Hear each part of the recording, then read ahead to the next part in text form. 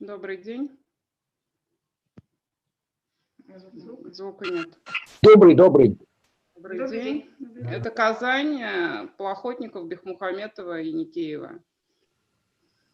Очень приятно. Можно? Да, вы в У нас, какую к сожалению, секцию только?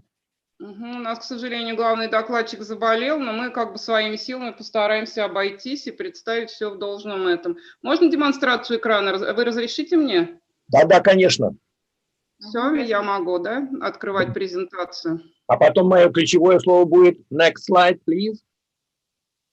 Окей. Are you ready? Будете спрашивать? Нет? Нет. Все, хорошо. Ладно, спасибо. Сейчас мы включим.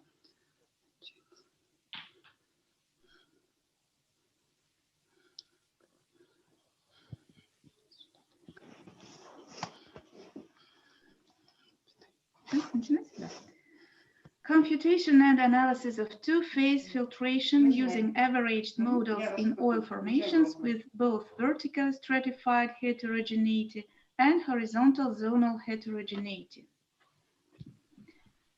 Сергей Плохотников, Светлана Еникеева, Дильбар Бекмухаметова, Кван То.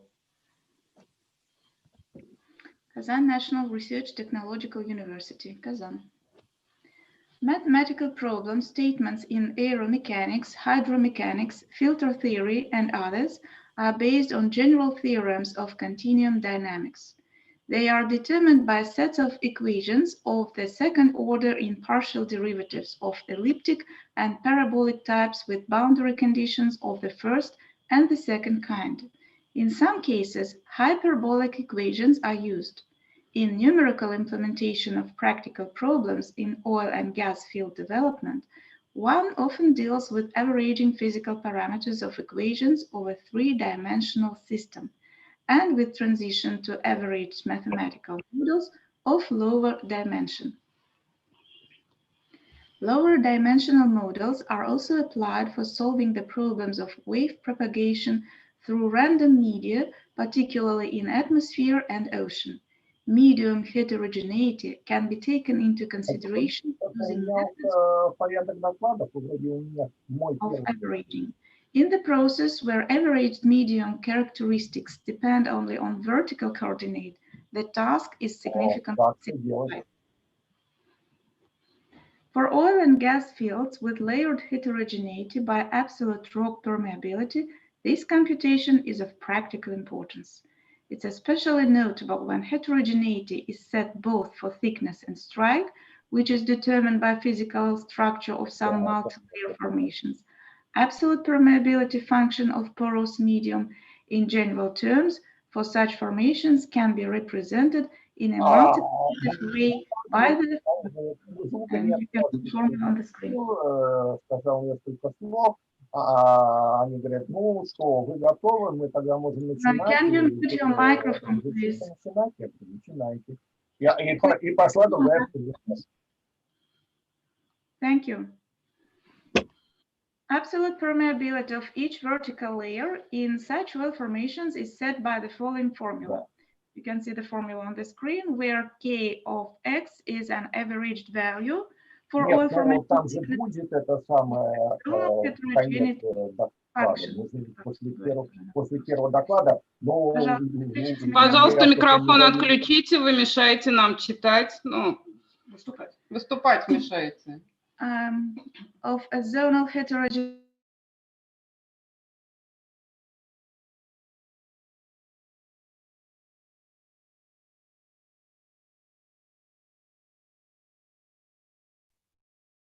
Все, микрофон выключен у всех.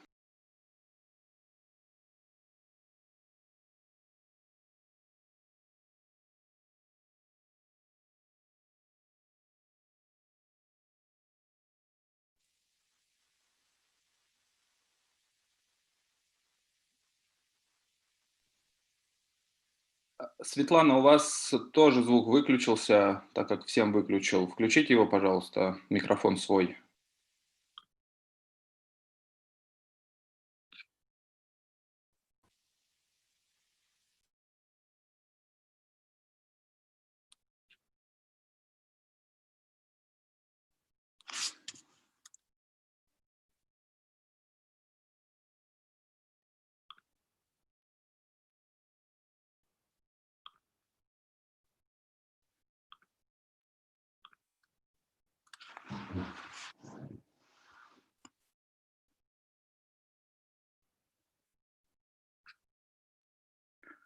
Светлана, вы нас слышите?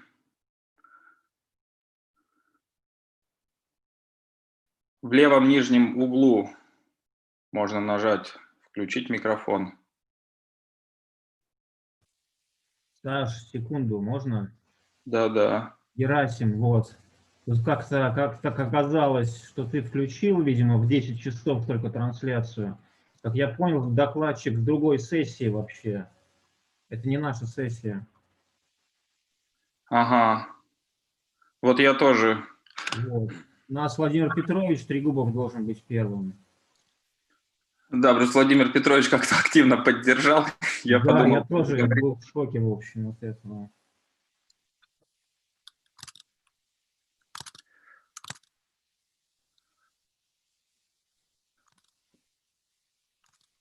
Владимир Петрович, вы готовы первым сделать доклад? Вас не слышно, у вас выключен микрофон. Владимир Петрович, звук включите, пожалуйста.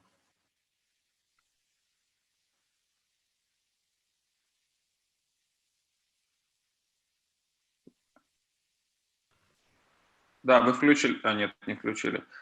Слева на Zoom. Слева.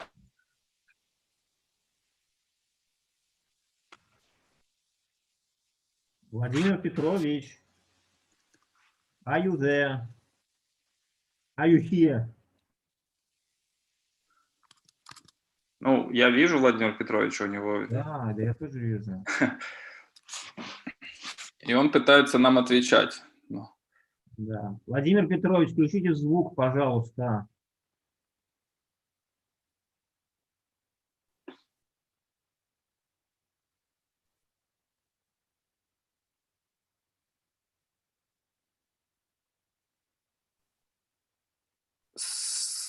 Слева, если мышкой поводить по экрану, поводите мышкой по экрану, пожалуйста, у вас слева внизу появится «Включить звук». Просто кликнуть разочек туда.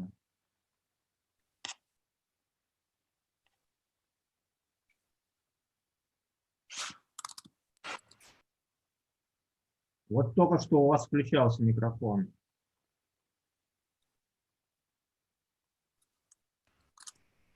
Вот, все. О, включилось наконец-то. Да. Это была 112-я попытка. Саша, там у Владимира Петровича технические проблемы с демонстрацией экрана. Меня попросили презентацию полистать просто. Хорошо, поэтому я свой экран сейчас расшарю. Отлично. Сейчас, секунду.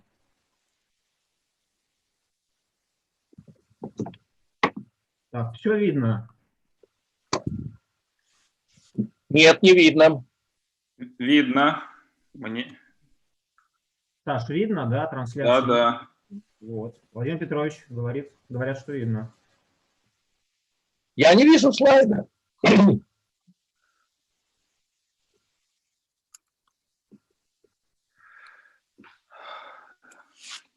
Скорее всего, у вас... Вы видите участников, да? Вам надо...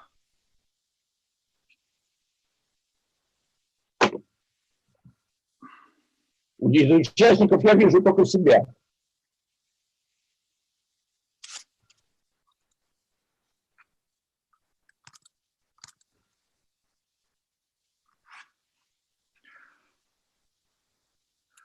Герасим, может быть, А? у вас такие технические сложности,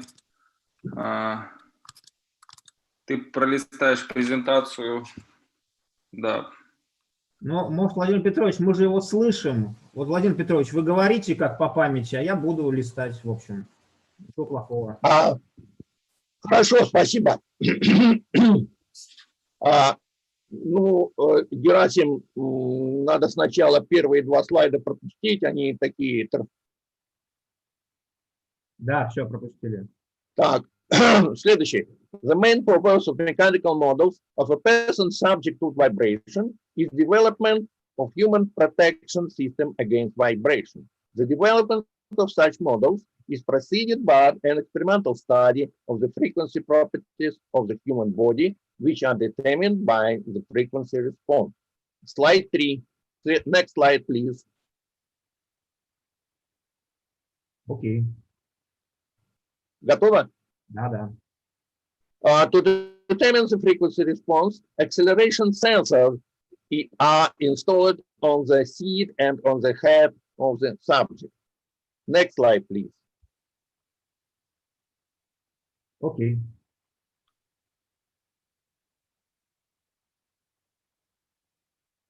In a tense and relaxed position.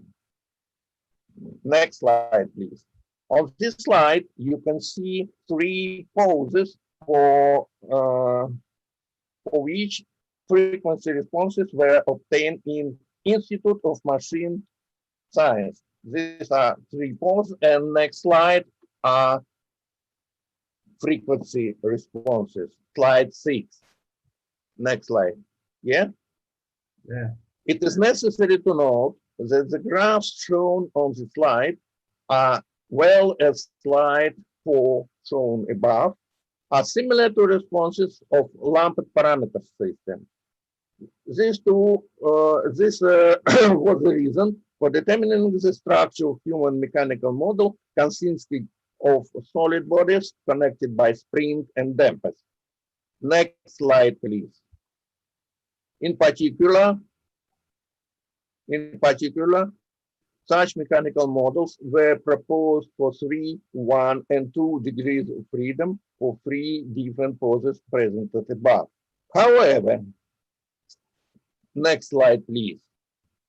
However, models with different structure may correct it to one and the same frequency responses. Examples include the models present on slide 8 and 9.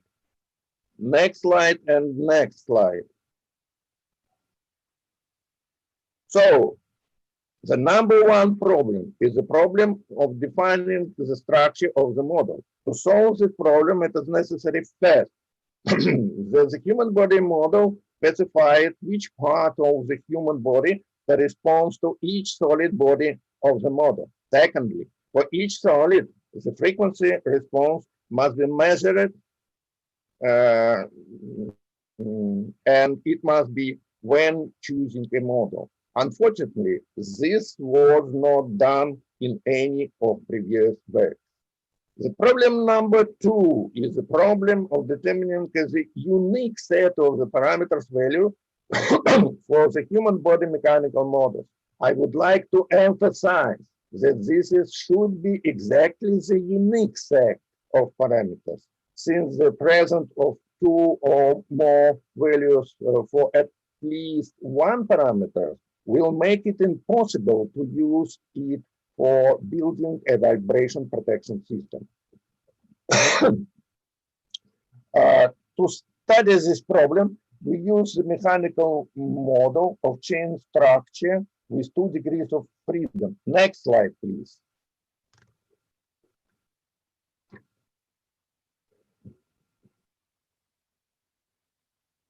Oh. Next slide, next slide. У меня появился слайд, но далеко предыдущий.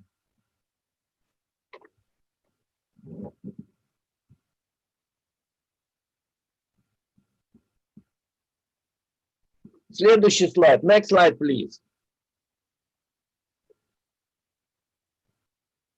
It moves the upper and lower parts of the torso with masses M1 and M2. Okay, okay.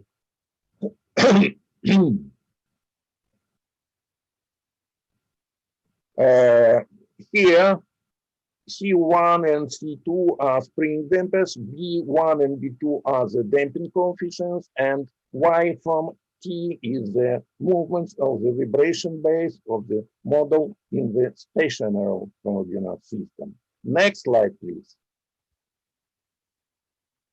Hello, next slide. Next slide, please. Переключили уже. The motion equation of a given model in the absolute coordinate system has the following form. Number 1. Applying to the system of motion equation, the Laplace transform, we can come to linear algebraic equation in which large x and y the Laplace transform function of small ones. Next slide, please. Осталась минута. After that, the transfer functions are written as follows. The coefficients in this transfer function are related to the model parameters in the following way. The values of the coefficients are determined in such way to as possible to bring theoretical frequency correctness as close as possible to experimental one.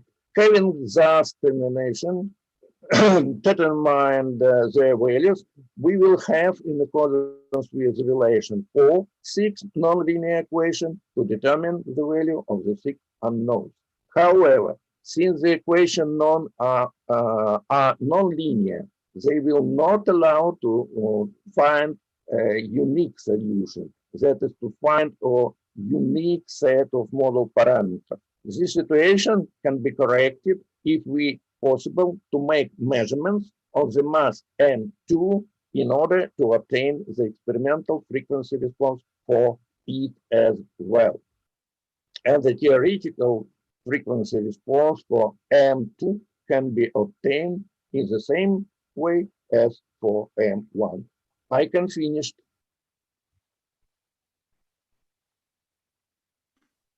Thank you very much, Vladimir Petrovich. It was very interesting. Unfortunately, we have no time to ask some questions, but I believe that anybody who have questions can send it directly to Vladimir Petrovich, and maybe he will answer your question future. Okay, next presentation is clustering of white blood cells on the modified UPGMC method. Andrei Orekhov, are you ready? Hello, I am Nikolai Lutkevich, and I will be the keynote speaker. Yeah. Okay. Right. Good morning. I should share the screen, yeah? Yes. One moment, please.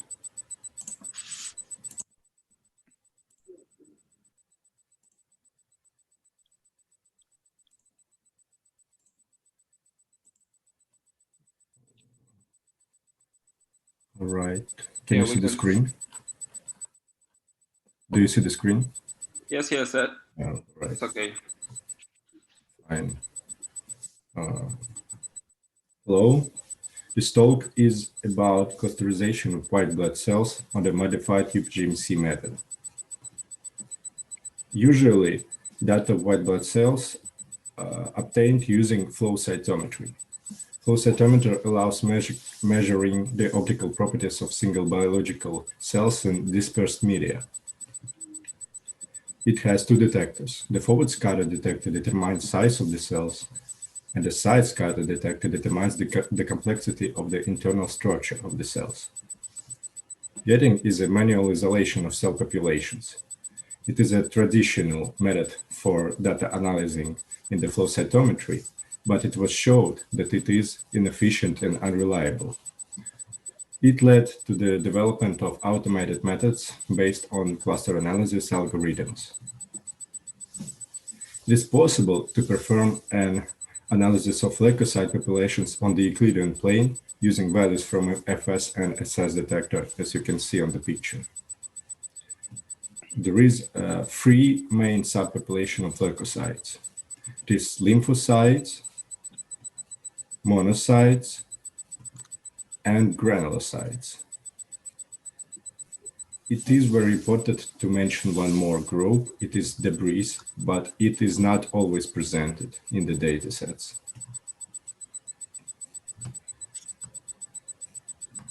There is already some papers on the topic of isolating populations of white blood cells using clustering algorithms, which you can find in bibliography. Some of them have found practical application, for example, flow sum or flow means, but the problems remaining the presence of noise and different data density is still relevant. In this approach, we propose to use unweighted pair group method with centroids average, or UPGMC. It is an agglomerative clustering method. It means that each observation starts in its own cluster, and the closest pairs of clusters are merged as one moves up the hierarchy. The result is usually presented by step dendrogram, which contains the set of minimum distances for each step of clustering. In UPGMC, distance between clusters is calculated as Euclidean distance between their centroids, as you can see on the formula. But we propose the new distance to calculate the distance between clusters. It's presented by Formula 1. It uses the Euclidean distance between centroids of the clusters, but also it uses the sizes of the clusters, which presented by n sub k and n sub l in the Formula 1. And W on the Formula 1 is a so-called attraction coefficient. Also, one of the biggest problems of agglomerative methods is determining the original number of clusters. In this approach, Markov moment of stopping is used. It is a statistic presented by Formula 2. Squared delta sub t in Formula 2 is the so-called approximation estimating test presented by Formula 3.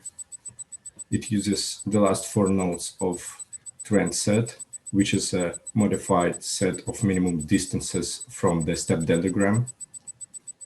Trend set uses the so-called trend coefficient, which affects the sensitivity of the test. Last 4 elements of trend set on step t is normalized that y sub 0 is equal to 0. So what is it, Markov moment of stopping? It is a generalization of the elbow method. It searches for elbows using analysis which approximation is better, linear or incomplete parabolic. It determines the earliest step when incomplete parabolic approximation is better than a linear. And previous step would be the last step of algorithm. The other problem of the agglomerative clustering methods is that they doesn't have built-in mechanism of detecting noises. So in this paper proposed the simple algorithm for cleaning data from noise. It searches and deletes conditionally isolated points. The point from selection is assumed to be conditionally isolated if its neighborhood of radius r contains less than m other points from the selection. Let's consider distances between points in fs and ss axis as random variable upper d sub j. In computational experiments, radius is calculated as d lower divided by n, where d lower is standard deviation for d upper j, and n is just a positive number. On the picture, you can see the work of algorithm. On the left picture is data before cleaning, and on the right picture is data after cleaning. All right, after cleaning the data from noises, white blood cells are clustered in 2 stages. The first stage, cluster of lymphocytes are collated, which is very dense. Then it is removed from the selection. And the second stage, the remaining elements are clustered again. Then the lymphocytes return to the selection and all small clusters are removed from selection, if you want so. The results of clustering of 9 data sets of white blood cells presented on the picture. Also, the results of lymphocyte isolating using proposed algorithm have been compared with the results of lymphocyte isolation by a specialist using manual gating. You can see it on the table. The difference with the results obtained with manual gating does not exceed 4.5%. That is it. Thank you for your attention. You can ask the questions.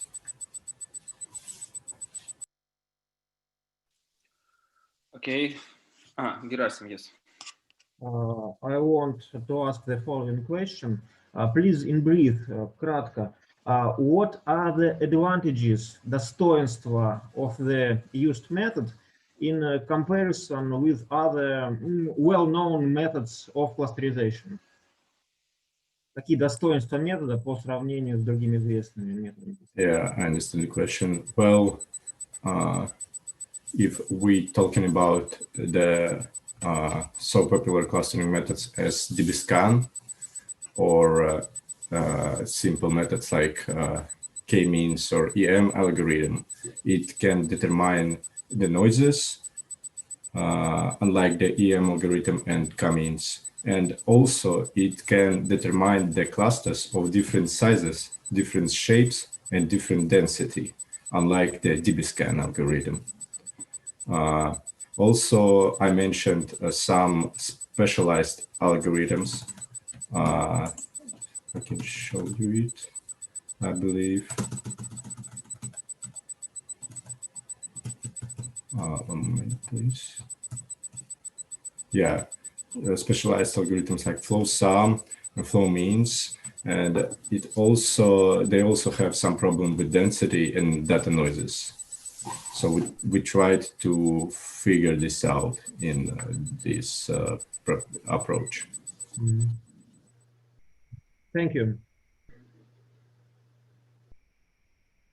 Андрей Орехов включил микрофон. Возможно, он хочет добавить как содокладчик. Да пока мне нечего добавить. Еще есть вопросы?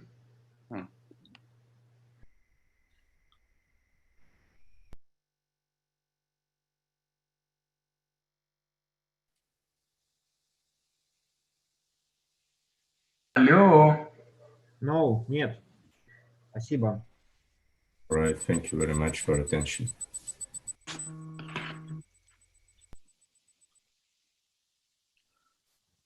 So we have 3 minutes and we need to wait.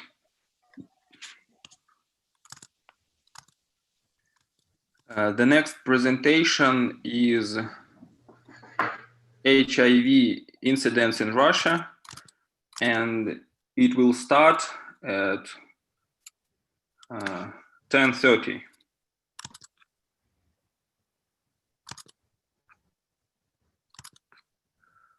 Sergey Sokolov, you can share your screen and start at 10:30 after 3 minutes. Yeah, thank you. Ну, ты молодец, 5 баллов. Ну, да ладно, все хорошо, это уже надо писать.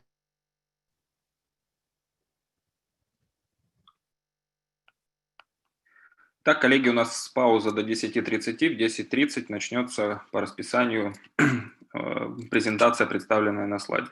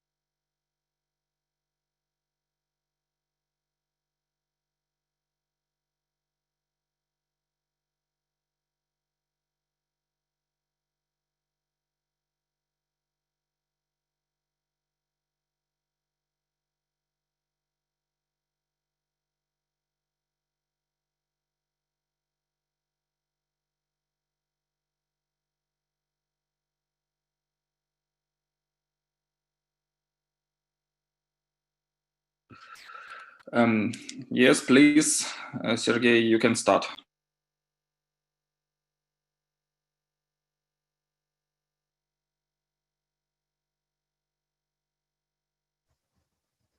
Okay, do you hear me? Yes, we can hear you. Okay, so my name is Sergey Sokolov. I represent St. Petersburg State University, and my co-author is Alexander Sokolov from St. Petersburg Electrotechnical University, LT. The name of our report is HIV Incidents in Russia, Ukraine, and Belarus, SIR Epidemic Analysis. Well, everyone know what is HIV. It is a human immunodeficit virus. It is one of the most complicated problem in our country and in Ukraine and Belarus, so on. Now we know that in recent years, from 20 to 30,000 people die from the result of HIV, that is called AIDS. And we see that interest to this problem is increasing. Maybe you have seen a film by Yuri Dudь dedicated to this problem. What about mathematical modeling of this disease? First of all, a lot of scientists proposed different models, but almost all of them have a big problem. They divide the population into several groups. For example, inject drugs addicted, homosexuals, men, and female sex workers, and they are trying to model using these groups. But if we use a lot of groups, we should have a lot of coefficients, and they are absolutely uncertain. The more coefficients we have, the less precise is the model. So we are trying to elaborate a model with the less number of coefficients. And then we are trying to solve the mathematical problem of parameter identification. First of all, there is some statistics for HIV transmission routes. And we can see that during the last 15 years, the main way of transmission is not the blood with inject drugs, but due to heterosexual contact. That's why the HIV is evenly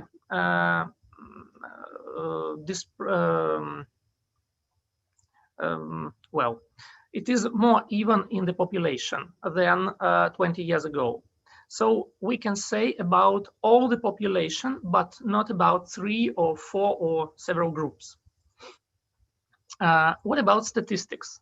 We have the official statistics in the 3 countries. We see that in Russia and Ukraine, the figures are very close.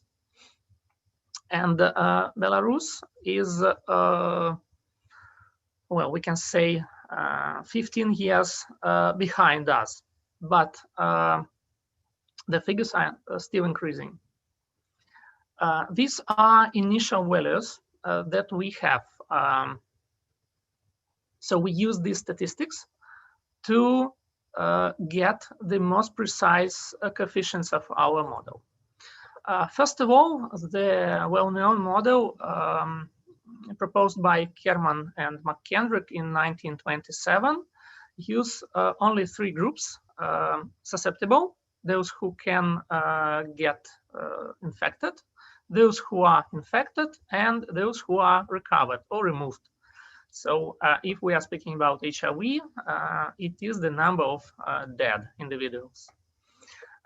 Coefficients beta and gamma shows us the transmission from one group, transition from one group to another. So if a susceptible have a contact with infected, then with some probability beta, susceptible will become infected.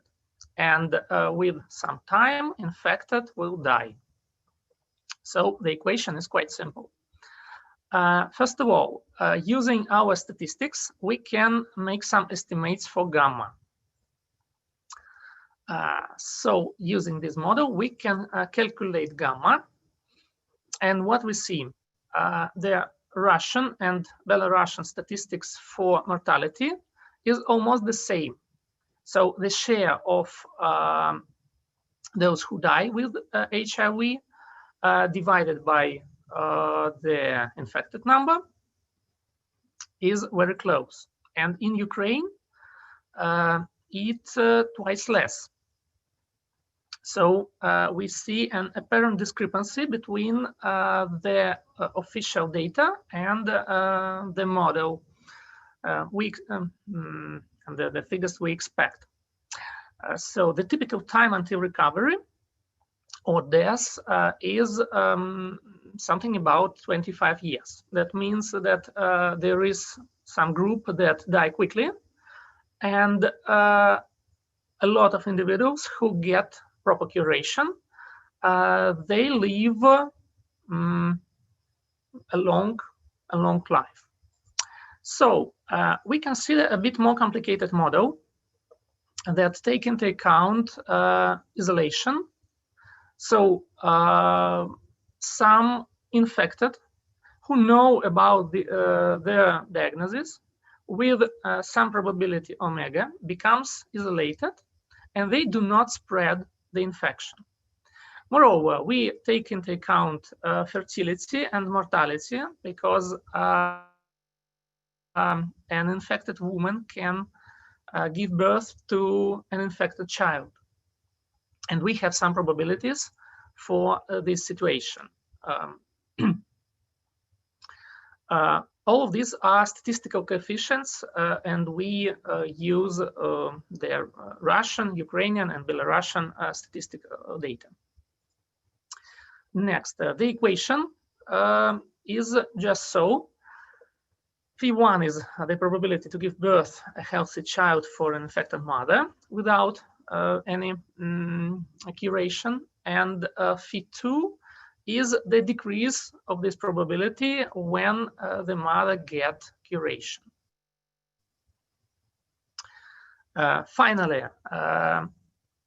we are going to identify all our coefficients, and we use the mathematical method that was introduced by our Professor Levon Konstantinovich Babadjanians. So it is one of local minimum search methods. So first of all, we use the grid and get the first value of beta, and then we use the gradient equation with some auxiliary equation for additional variables. Then after solving, we get a bit more precise value of our coefficient.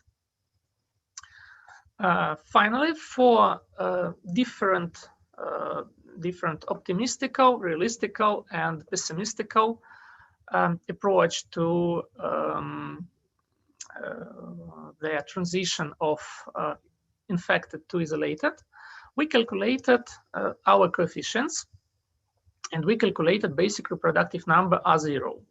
That means an average number of individuals that can be infected by one infected during its life. And what we see that R0 is from 4 to 6. And in all our 3 countries, this R0 can be compared with R0 in Africa. So the result is not surprising, but it doesn't make us happy. Well, the conclusion: all three countries have a full-blown HIV epidemic, with Belarus having lower relative number of infected, but higher growth rates. Next, the official mortality rate in Ukraine is at least half of Rio. And we should mention that the real number of infected and real mortality must be high in all countries, because we operate only official statistics. And the basic reproductive number is likely between 4 and 5, or 4.8 and 5.7 for realistic scenario. And some references on statistics, on mathematical models, and on mathematics. That's all, I think.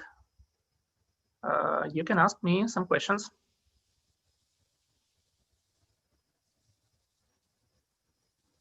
Yes, I have a question. Can you hear me? Yeah. One of the main problems of the gradient method is that it converges only to the stationary point, or to the local extremal point. How you can guarantee? Yeah, sure. How you can guarantee that the global minimum is found? That's why we use grid search first. So we use grid. We get our values on the grid points. Then we start from every grid point using local minimum search methods, and every trace converge to some point, and then we compare all of them. So we can't guarantee that it is global minimum, but if the grid is dense enough, then local minimum search methods work okay. But well, it's local. But I want to add that when we calculated this, almost all the initial points we started converge to some point that looks global minimum. So for this model, it works excellent. Thank you. Thank you for the interesting report.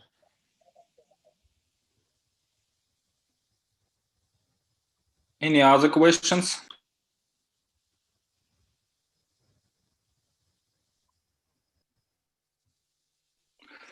Okay.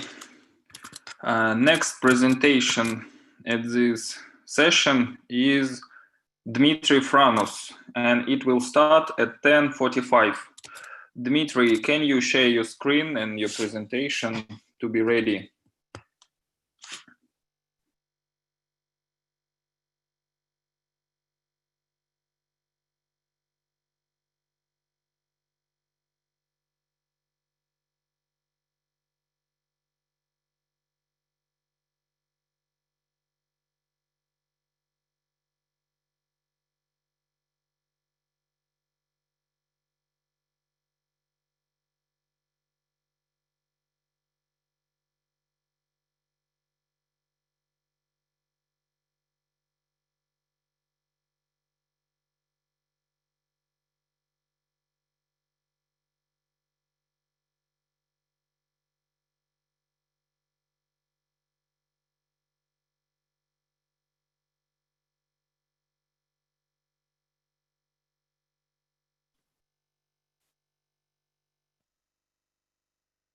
Видно ли мой экран?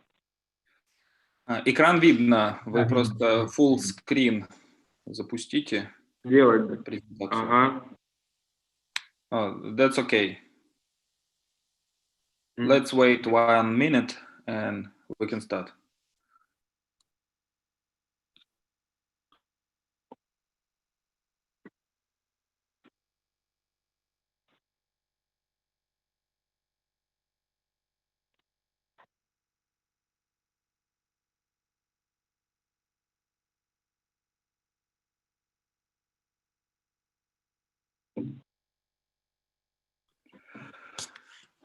Okay, the next presentation is by Dmitry Franus.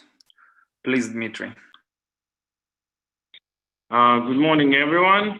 The purpose of my study is to analyze influence of corneoscleral elasticities module on intraocular pressure level and stress strain state under the loading of vacuum compression ring. Let's start from general information about the eye structure, what is the compression ring, and where it is used. What we need to know about the eye structure is that it consists of the membranes that surround the inner core of the eye, vitreous body, crystalline lens, aqueous humor in the anterior and posterior chambers. Basically, it is surrounded by three shells, the outer, middle, and inner. This study deals only with outer shell, dense fibrous sheath of the eyeball, to which the external muscles of the eyeball are attached. It has a protective function and determines the shape of the eye. It consists of the front transparent part of the cornea and the sclera and a opaque whitish color posterior part. Vacuum compression ring is used during the refractive surgery for vision correction. On the top picture, you can see main steps of the surgery. First step is to cut out corneal flaps sufficient for the operation of the vision correction. Then the laser ablation is performed by narrowly directed pulses on the main layer of the cornea.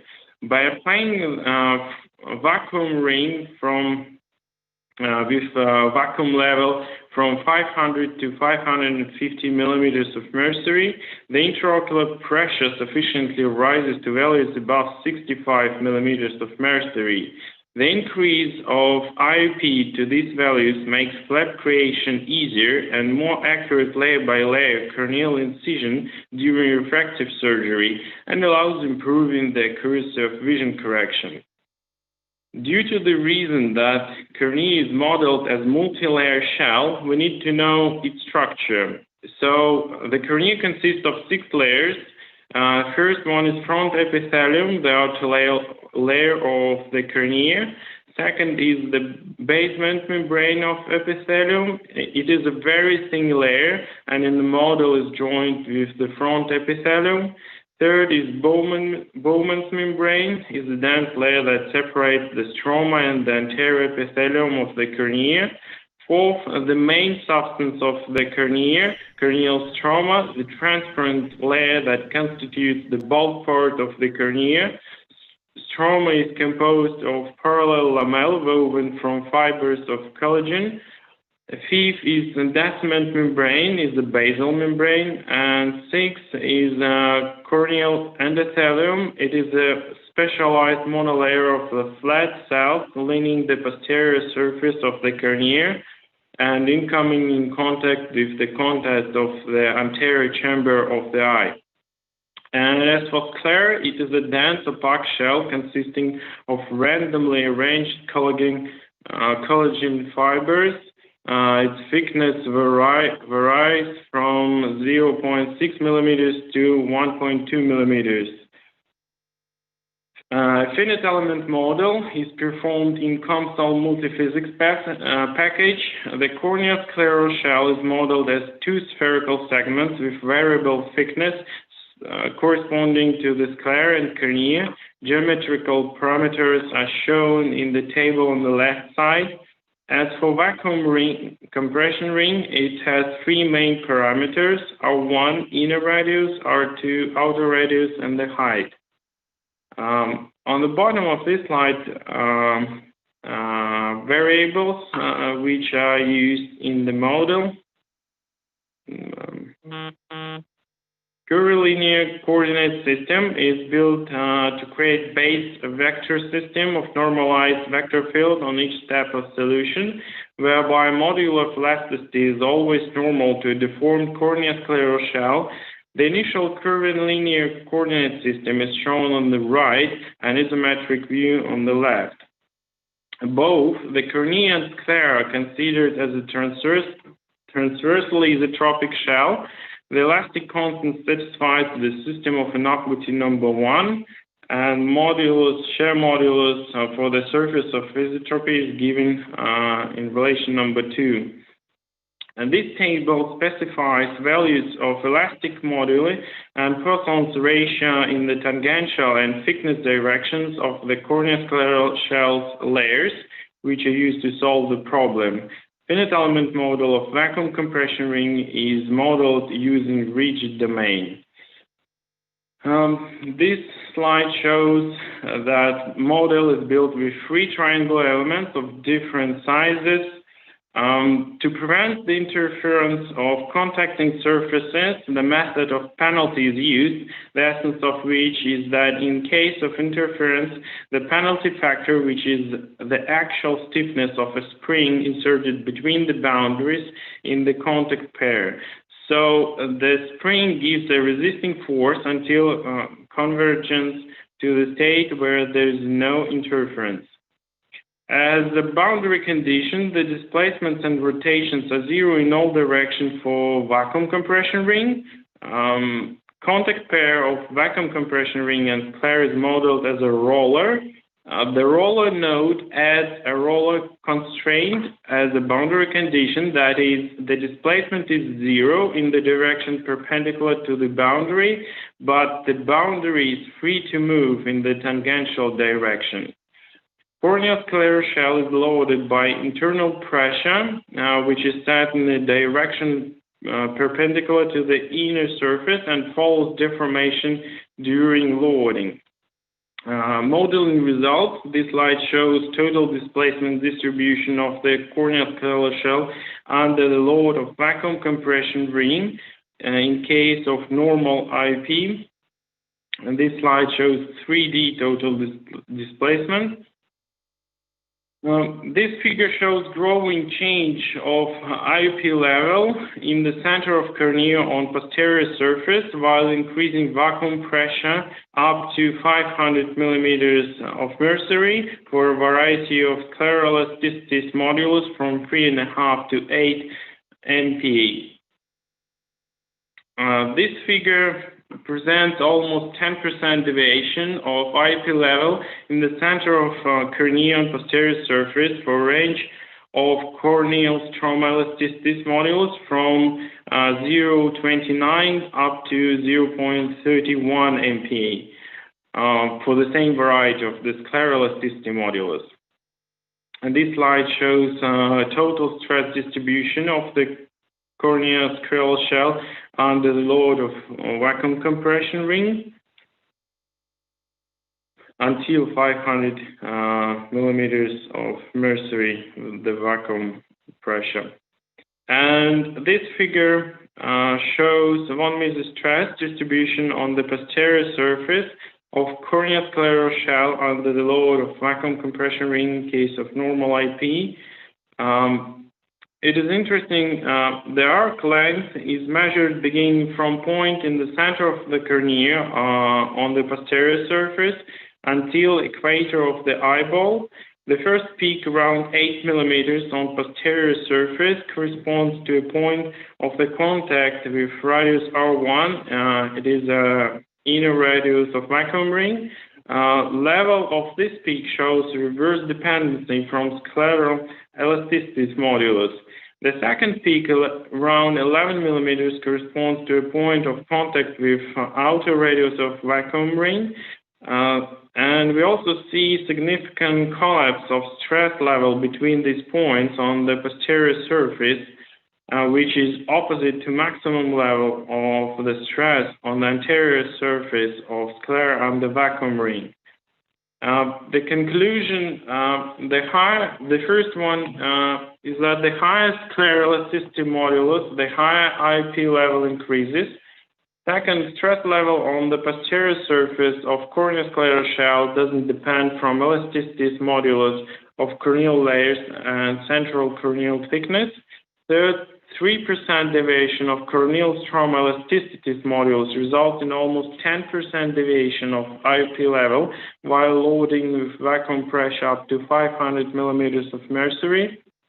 And the fourth, in terms of total stress on the posterior surface of corneoscleral shell, scleral elasticity modulus mainly affects only area corresponding to the contact vacuum ring with sclera of inner radius R1, For all other areas, total stress level almost doesn't depend from scleral elasticity modulus. And that's all. Thank you.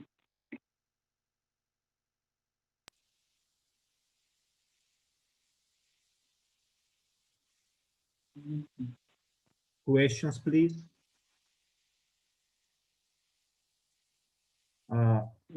May I have to ask 2 questions? Are you hear me? Yes. The first question is about what software package is used for the modeling. COMSOL. COMSOL. And the second is the close question. You use a finite element method for the solution of your boundary value problem. It is a numerical method. And how you can guarantee that your numerical solution converges to the exact solution of the problem?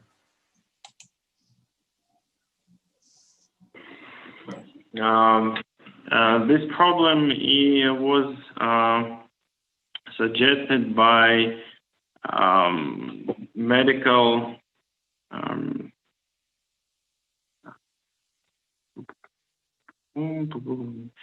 basically, we have, I said in the beginning that when we do, when we have a few steps of vision correction, refractive surgery, we know that it affects the vacuum ring effect and increases the value of intraocular pressure, and basically we see the same in our modulation, or almost the same. So we know from practice that IOP level increases. And as for stress, I know it looks appropriate to the practice we have. Medical practice. As I can understand, the main criterion of the converge is its practical relevance. То есть практическое зрение все правильно, да, получается? Ну, просто обычно, знаете, на разных сетках, там мельчат сетки последовательно, смотрят, что получается, какие результаты, там близко, как сильно отличаются. Вот. Вы такого не делали, да, здесь? И я, укрупнять дальше сетку нет смысла, она не сходится задача, поэтому с точки зрения сходимости сетки, извиняюсь, что по-русски, с точки зрения сходимости используется сетка, умельчение сетки не дает существенного повышения точности результата. Понятно. А тип элементов менять, разные элементы использовать, тоже так делать? Нет, не пробовали? Но это больше уже к вопросу оптимизации времени расчета. Задача считается достаточно быстро, поскольку она смоделирована как двухмерная. Поэтому здесь тоже особо нет смысла менять тип элементов. Thank you.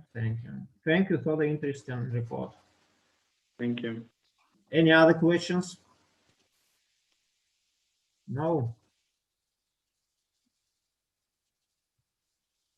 Саша? Может, хочешь как-то подытожить сессию эту? Ну, спасибо за интересные доклады. Вот, к сожалению, в начале были некие технические проблемы, но такое бывает. А так, было очень интересно. Thank you for your presentations. Thank you, Sasha. Thank you.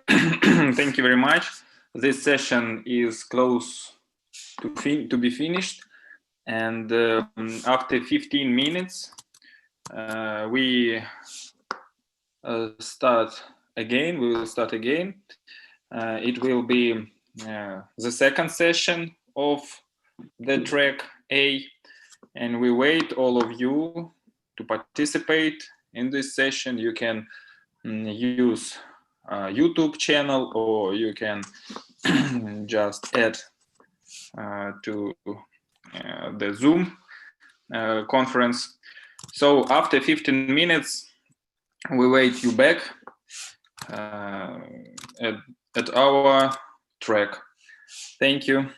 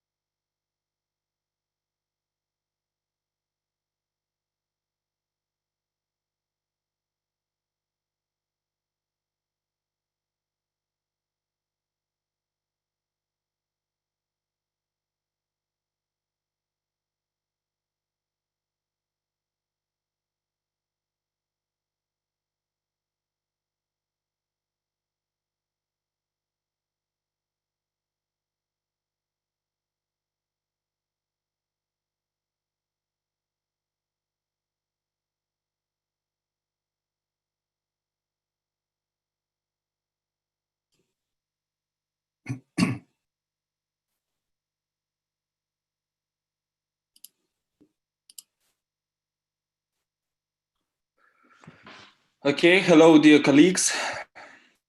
We can start. The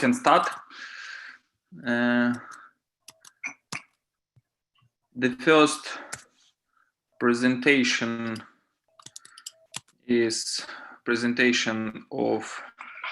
Okay, hello, dear colleagues. We. Oh, sorry. Can stop. The first presentation is presentation of Valery Zakharov, Yes. methodology of structural functional synthesis. Valery, are you ready? Yes, I'm ready. Thank you. But okay.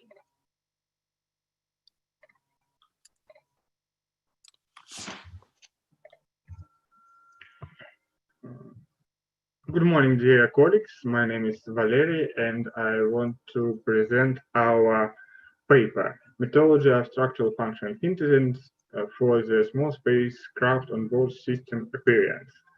And here you can see the content of my presentation. And at first, I want to say some words about the spacecraft. Spacecraft or satellite, it is a complex object. It consists of different complex systems, subsystems, and functional elements. And also, we speak about on-board equipment. For instance, it could be the sensors or control elements and so on. And here you can see some problems associated with the design of the spacecraft. In this slide, you can see research object, subject of our research, and so on. Our research objective is increasing the degree of validity of design decisions to ensure the survivability of the functional of the spacecraft functional elements. And also in this slide, you can see a scientific and technical problem.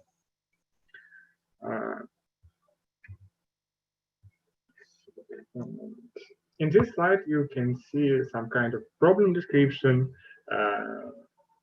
You can see structure of the onboard spacecraft control system, and you can see structural function schema of spacecraft control module system. And actually, I will speak about control motion system of our satellite. Here you can see some important terms of our research. We speak about reliability. And the reliability is a complex property that determines the ability of the system to store in time within the established limits the values of all parameters that characterize the ability to perform the required functions in the specified modes and condition of use. And I want to say it was that it is the most important term and important criteria of designing the spacecraft and onboard equipment. In this slide, you can see that in our research, we use logical dynamical, or not logical dynamical, but we use common logical probabilistic methods. And the author of this method is Mozaev Alexander Sergeyevich. This approach helps us to describe different kinds of structures, monotonous, non-monotonous, and so on. In this slide, you can see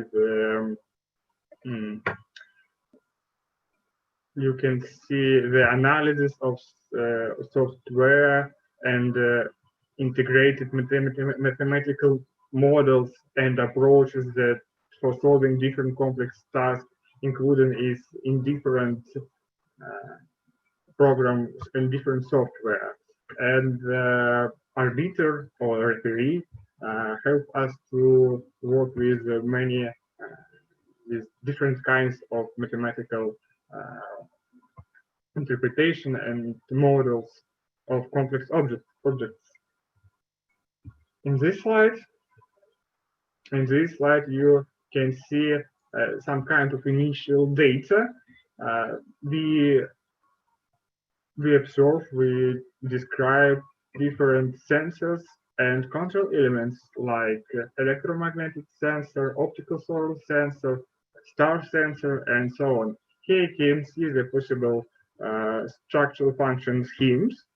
And when we speak about sensors, we define two parts, these control elements and sensors. And here you can see the part of probabilistic polynomial that reflects successful execution of orientation mode.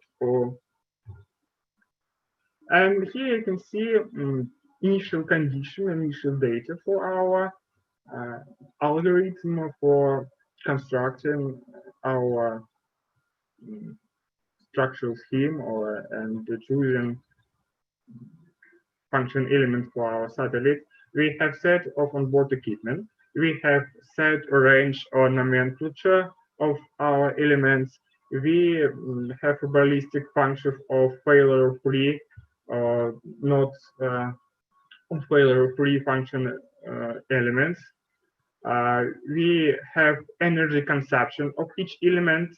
We have weights of each element, and also we can calculate the reliability of our spacecraft function elements. Also, here you can see another condition, another data. It means if we choose one element if we choose one function element, we put 1. If we don't choose it, we put 0. And if we make operation of duplicating of our element, we should multiply our weight and energy consumption and so on. Here you can see choice criteria. The first criteria is reliability. The second criteria is weight. And the third criteria is energy consumption. In this slide, you can see the algorithms of our functional structural synthesis. And in our approach, we use the method of consections. And the most important criteria is reliability. I told about it. And I want to say that using the method of consections, we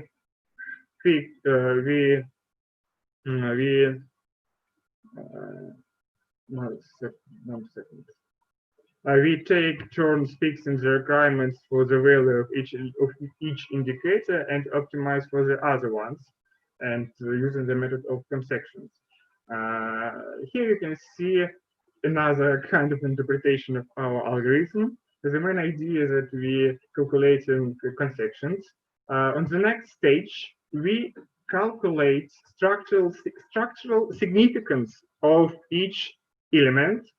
On the next stage, we use the probability of failure-free of each function element and multiplies it. On the third stage, we solving the Boolean problem when the main function is the reliability of our spacecraft onboard equipment and spacecraft reliability. And here you can see the main constraints. Here you can see the weight of our satellites with consections and the energy consumption of our satellite. And we obtain solution in our set of effective solutions. The main idea is that we, when we optimize the structure of our satellite, on the first stage, we can get only one possible solution. But when we speak about practice, we should find a quite optimal Pareto set decision that we can use for designing onboard equipment of our spacecraft. Here you can see another example of our approach. We describe Stork or ICE-2D, and here you can see the initial data of our elements. And for example, we have a solar sensor, and we have 7 variants of possible producers or so on. We have different data of reliability, we have different data of energy consumption and elements weight. Also here you can see the structural scheme of our satellite. It means that we, for example, should in our satellite, in such structural, we should use only 2 solar elements. And here you can see another results. We construct different variants of structure of on board equipment. Here you can see the reliability of each variant. Here we can see the weight of our possible weight of our satellite and energy consumption. And we can get many variants for us. And all in all, it helps the engineer to assess more than one variant that we can get when optimize only using only one criteria. And in the end, I want to say thank you for your attention, and I can ask you for all questions. Thank you. Okay, thank you very much. It was very interesting. Can I ask the question about your results? Can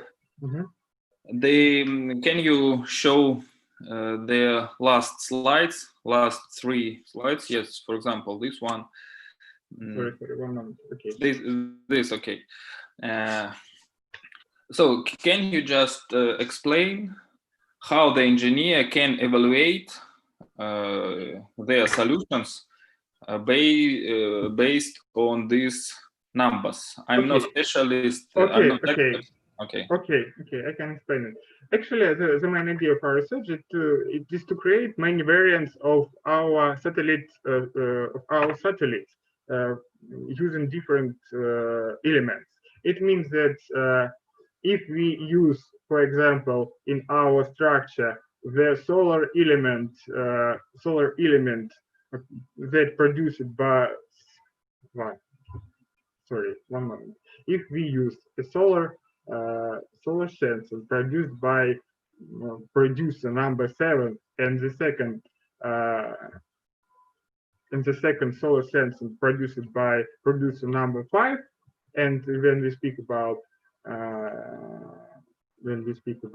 another sensors, we get the set of function elements that we could use in our structure, and we will get reliability, energy consumption, and weight for this set of elements. And in the end, we can ask some experts to choose 1 or 2 potential variant of spacecraft satellite on board equipment on spacecraft. Okay, so that experts know how this. The expert know. Experts have the potential. In our example, the experts have scheme or structure of our, and he have different kinds of elements, and we calculate the structural resilience, structural reliability for different kinds of elements when we use in this structure. Okay, great. Thank you. I got it. Thank you very much for your presentation. The next presentation is presentation by Vladimir Nogin, a new characterization of cone-proper efficient points. Please, Vladimir, can you share your screen? Okay. Just a moment.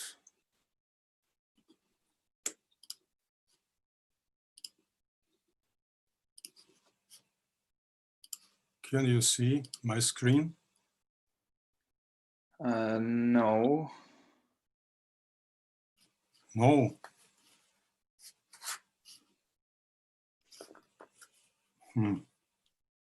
It is green button in the... Зеленая кнопка внизу демонстрации экрана. Не вижу, I can't see. Just a moment, once more. No problem.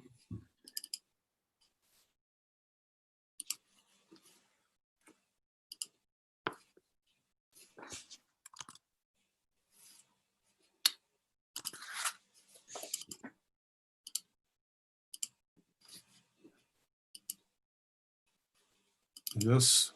Yes, great. Okay. Now we can see. Please. Wonderful. My report is titled A New Characterization of Cone Proper Efficient Points. I'm Vladimir Nagin, a professor of Control Theory Department of Faculty of Applied Mathematics.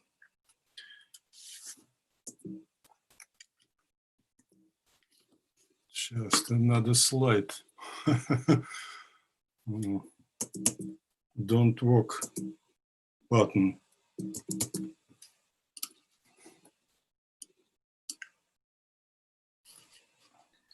Now it changed. Okay.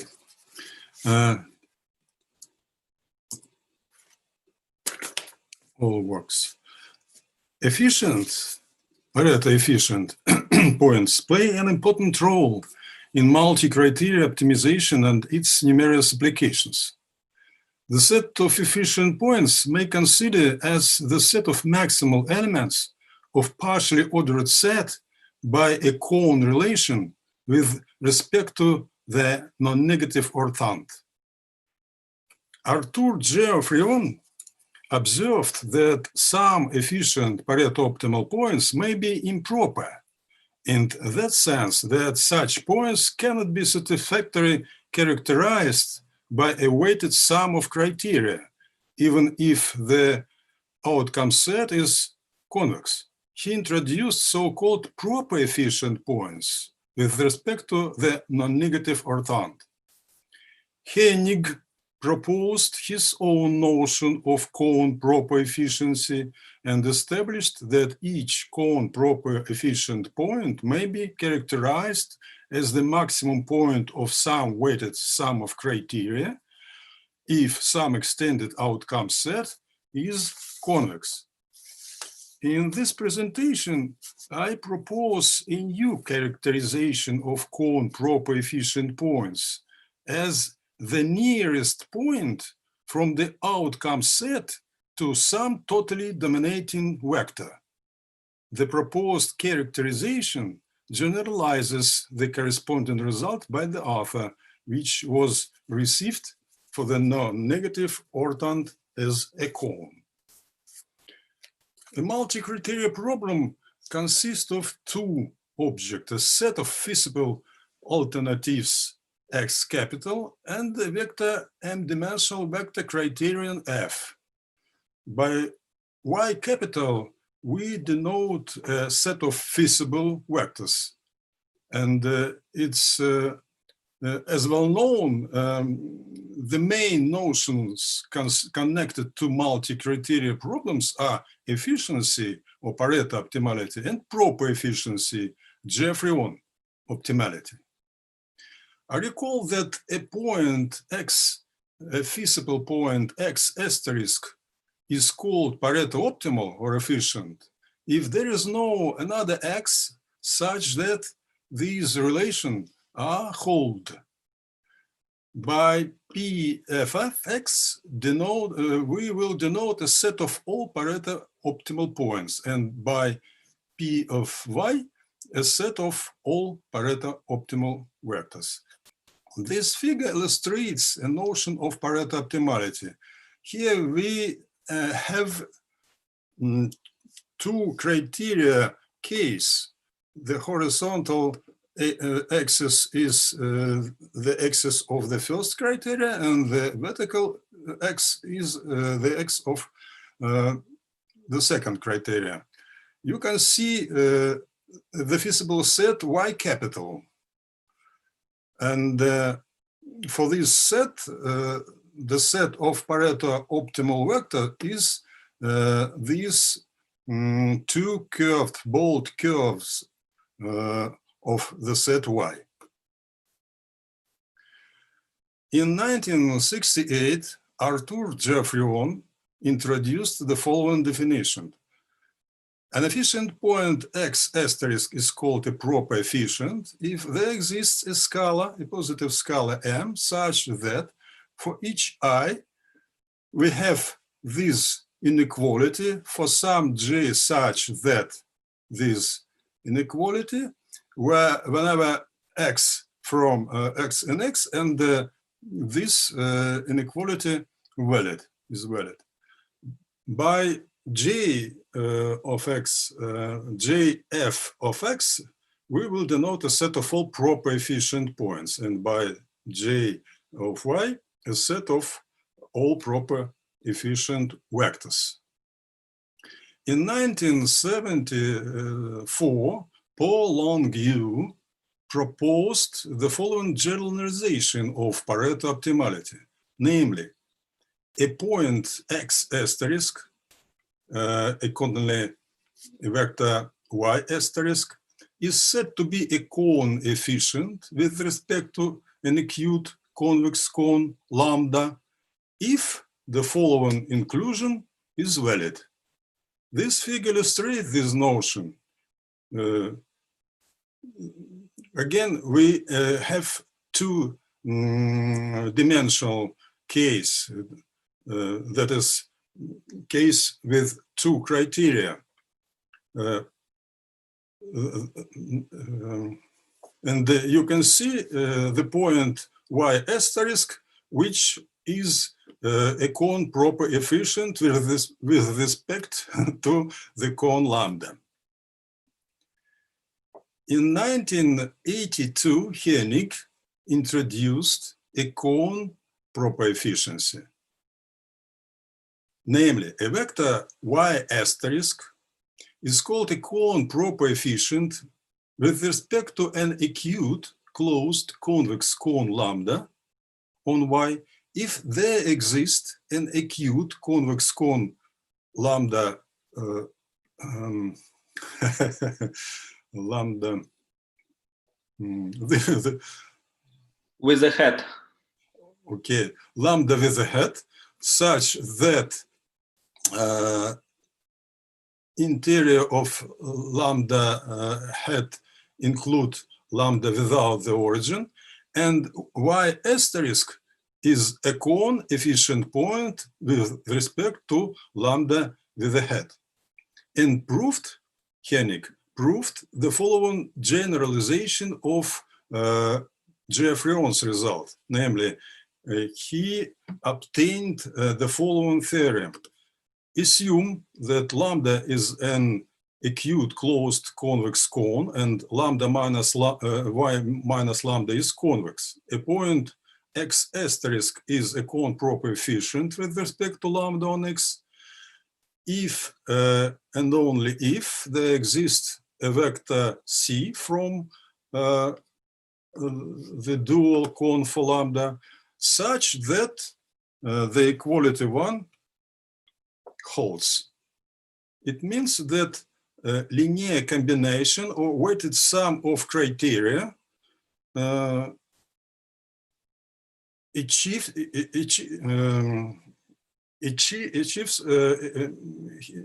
its maximum in the point of exactly in point x asterisk. Let us introduce a set of totally dominated vectors U, such that all component this vector greater than corresponding component any feasible vector y from y capital.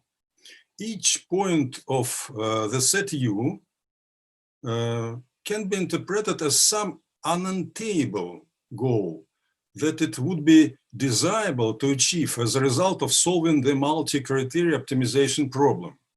But due to this equality, this goal cannot never be achieved. So, among the acceptable points of the outcome set Y, it's proposed to choose the one that is closest to this goal. This is the main idea of the so-called goal programming, a special area of multi-criteria optimization. By the author in 2017 was received the following characterization of proper efficient points.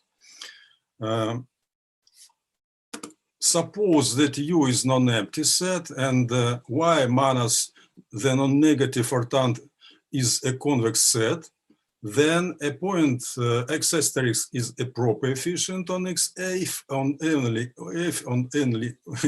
if there exists a vector U from U capital such that the equality 2 holds. We use here the usual Euclidean distance.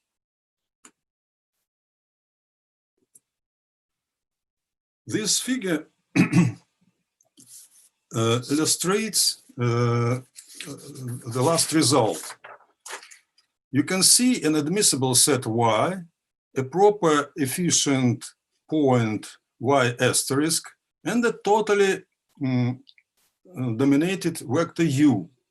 The point Y asterisk is the closest to a point U of all feasible points in the set Y. Conversely, the point Y asterisk of Y capital, which is closest to an arbitrary totally dominating point U, will be proper efficient. The main result of my presentation is connected with the following theorem. But first, given an acute closed convex cone lambda, let us introduce a set of totally dominated vectors U in this form, where lambda asterisk is a strictly dual cone for the cone lambda. Suppose that lambda is an acute closed convex cone, U is non-empty set, and Y minus lambda is a convex set. A point X asterisk is a cone proper efficient with respect to lambda on X if and only if there exists a vector U such that the equality 3 holds. This equality the same as in previous slide.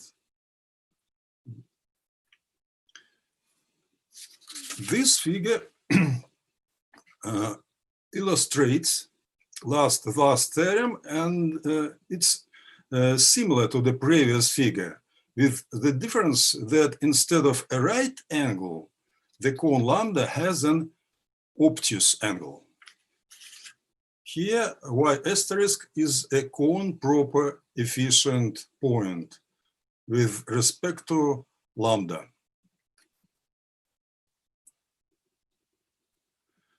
Paul-Longue proved that a set lambda minus Y minus lambda is convex if all criteria 1 minute. are, 1 minute, huh? Okay. Yes. If all criteria are concave on a convex set X, and lambda includes the non-negative orthant. Hence, the last theorem implies the following corollary. And okay, that's all. I thank you for your attention. Here you can see some references connected to my report. Okay, thank you very much. It was very interesting. I think that everything explained very well. So Thank you. I have no questions. Thank you very much. Thank you. Please, next presentation is a presentation by Alexey Zakharov, particular structures of the Pareto set and its reduction. Please, Alexey, you can share your screen. Hello, just a moment.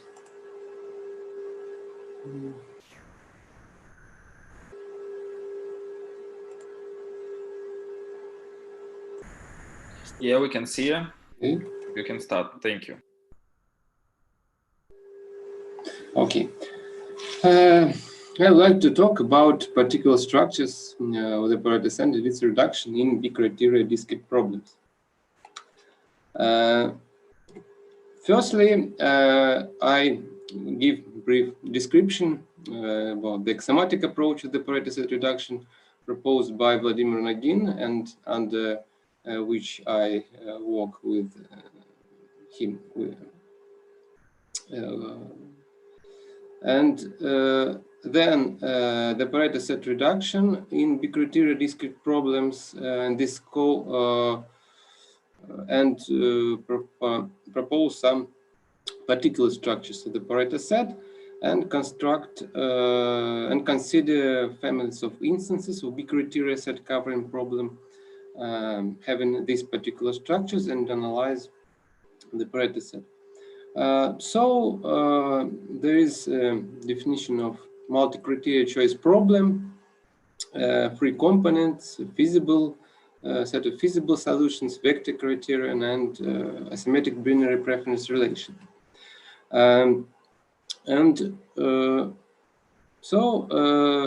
We suppose that this binary relation satisfies the following axioms, which is called axioms of some kind of reasonable choice.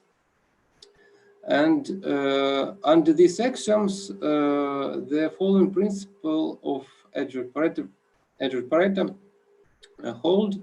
It says that if we our optimal choice under these axioms belong to the Pareto set, and here Cy is a set of selectable vectors that is interpreted as some abstract set corresponding to set of solutions that satisfy all hypothetic preferences of the decision maker. And also this principle says to us how to reduce this upper bound. We should introduce some additional information about this decision maker's preference. Here's the basic definition of such information, an elementary information quantum, and it's some kind of compromise between two criteria, more important and less important. Here we have two vectors, y and 0, and vector y has two components, non-zero, one positive, one negative. And the decision maker prefers vector y. It means that criterion j is more important, criterion I is more important than j. And here theta is a coefficient of compromise. And the basic result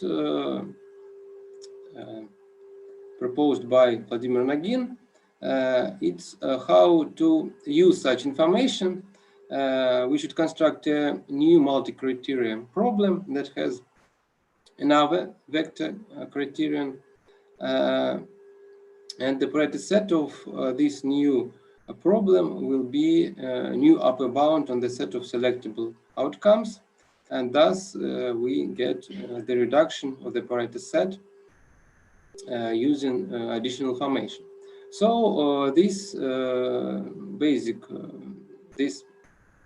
survey of the Pareto set reduction approach. Now we came how we use it in discrete problem with particular structures. In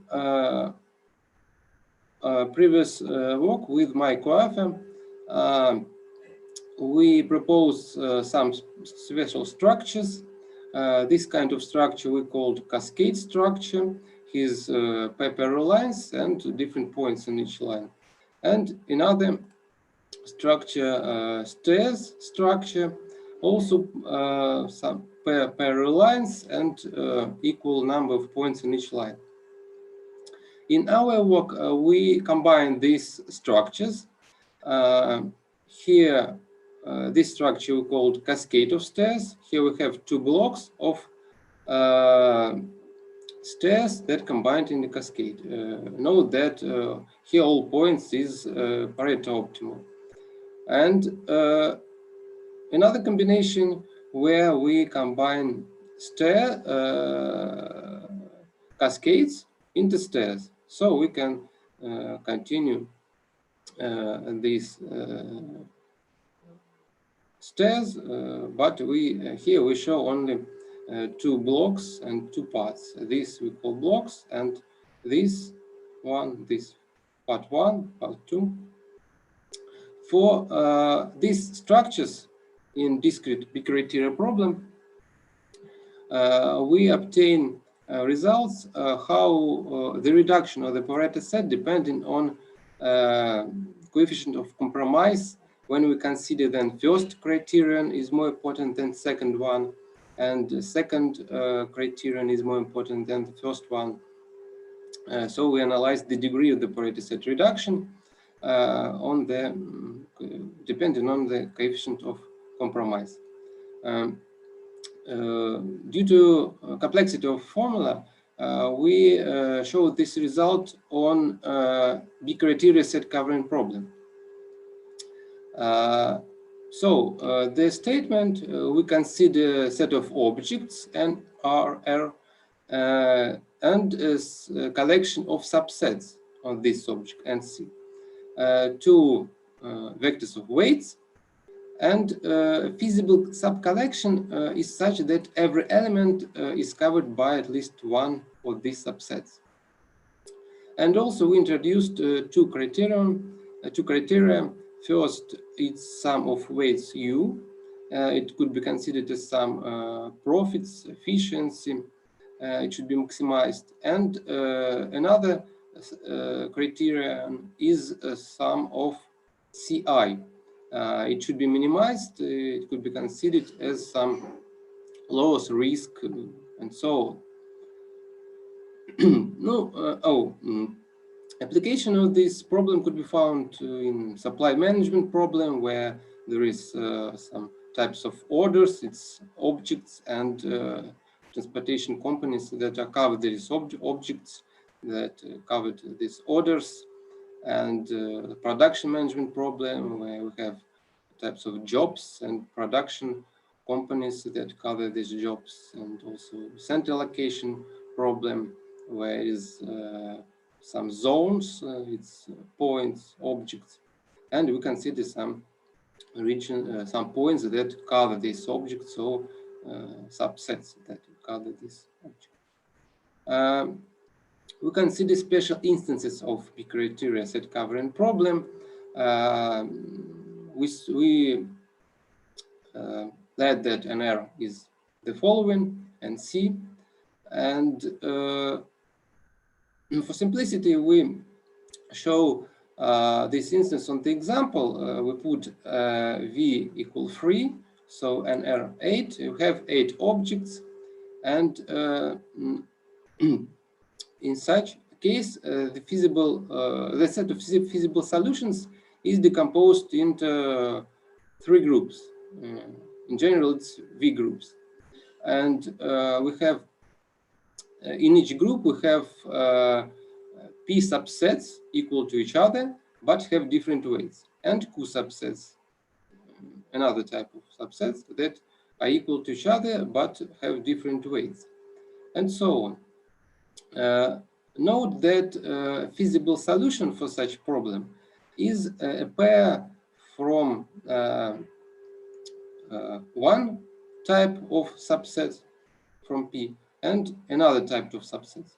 And note that we should use subsets from the same group, because if we take for example, this subset and this subset, we will not cover all elements. So subsets of one type differs from each other only that they have different weights. Such problem in practice can arise when some companies can produce the same type of goods, products, or some service centers provide the same facilities, but they have different costs, efficiency, risks, and so on. So depending on the values of weights, we will have either cascade of stairs or stairs of cascade structure. In case of, so it is the structure of feasible set. So we have here V blocks, here we 2 blocks have, and each line, each block has Q. Each block has P lines, and each line in the block has Q points. Stairs of cascade, here we have 2 blocks, Q parallel lines on each block, Q lines here and Q lines here. And V divided by 2 identical parts. Here it continues in this direction, and PQ points in each part. Now we came to the result that shows how will be the reduction of the Pareto set depending on which information we consider. When the first criterion is more important than the second with coefficient theta 1, or vice versa with coefficient theta 2, or these two information quanta is together with corresponding coefficients. We have different bounds on the cardinality of the reduction of the Pareto set. Sometimes it's upper bound, sometimes lower. So it's in the case of cascade of stairs, and another situation, the situation in stairs of cascade structure. So we propose special structures of the Pareto set, stairs of cascade, cascade of stairs, and identify values of compromise coefficient of how it influenced on the reduction of the Pareto set in this when set covering problem has such special structures of the Pareto set. So that's all. Okay, thank you very much. Can I ask only one question, because we have only 1 minute? What is your future plan? Are you going to develop this research in some ways? It's very interesting to consider some discrete problems, to consider what Pareto set they have, maybe some special structures, and in order to analyze how we can reduce the Pareto set in this special structure, was for me it's very interesting to apply this approach to different. Yeah, that's a great idea. Good luck. Thank you very much for your presentation. The next presentation is named a computational approach to estimating activity coefficients using Gibbs energy minimization.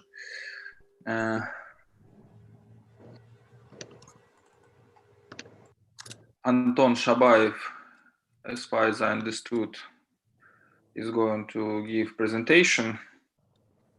Yes, I'm here. Hello. Hi, please give me presenter rights. Alexei, please stop your sharing screen.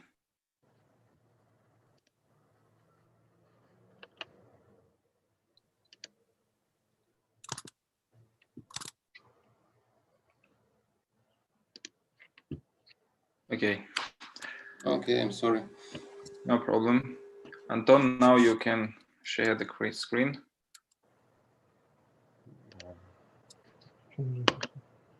Yes. Right? Yes, it's okay. Okay. Hello. Yeah, we can see. Please start. It is Anton Shabayev speaking, and also Roman Voronov is nearby, and Fyodor Vasilyev is online. So we present our paper. Computational thermodynamics plays a major role in process simulation and has numerous applications in diverse fields. In particular, it is used to calculate chemical equilibria, which acts as the driving force in quite many industrial processes. And typical industrial systems contain solution phases which are not ideal mixtures. So activity coefficients are used to account for this deviation from ideal behavior in a mixture of chemical substances. These activity coefficients can be determined experimentally by making measurements of non-ideal mixtures.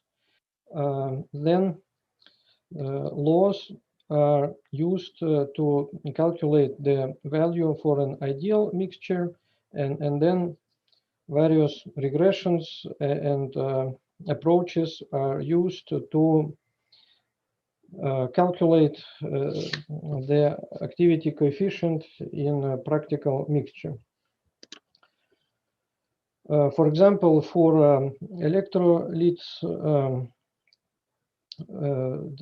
some approaches are used for liquids and solids. Other approaches are used. So this is a fairly complicated issue, and there is no unified approach that would be utilized in a wide spectrum of cases.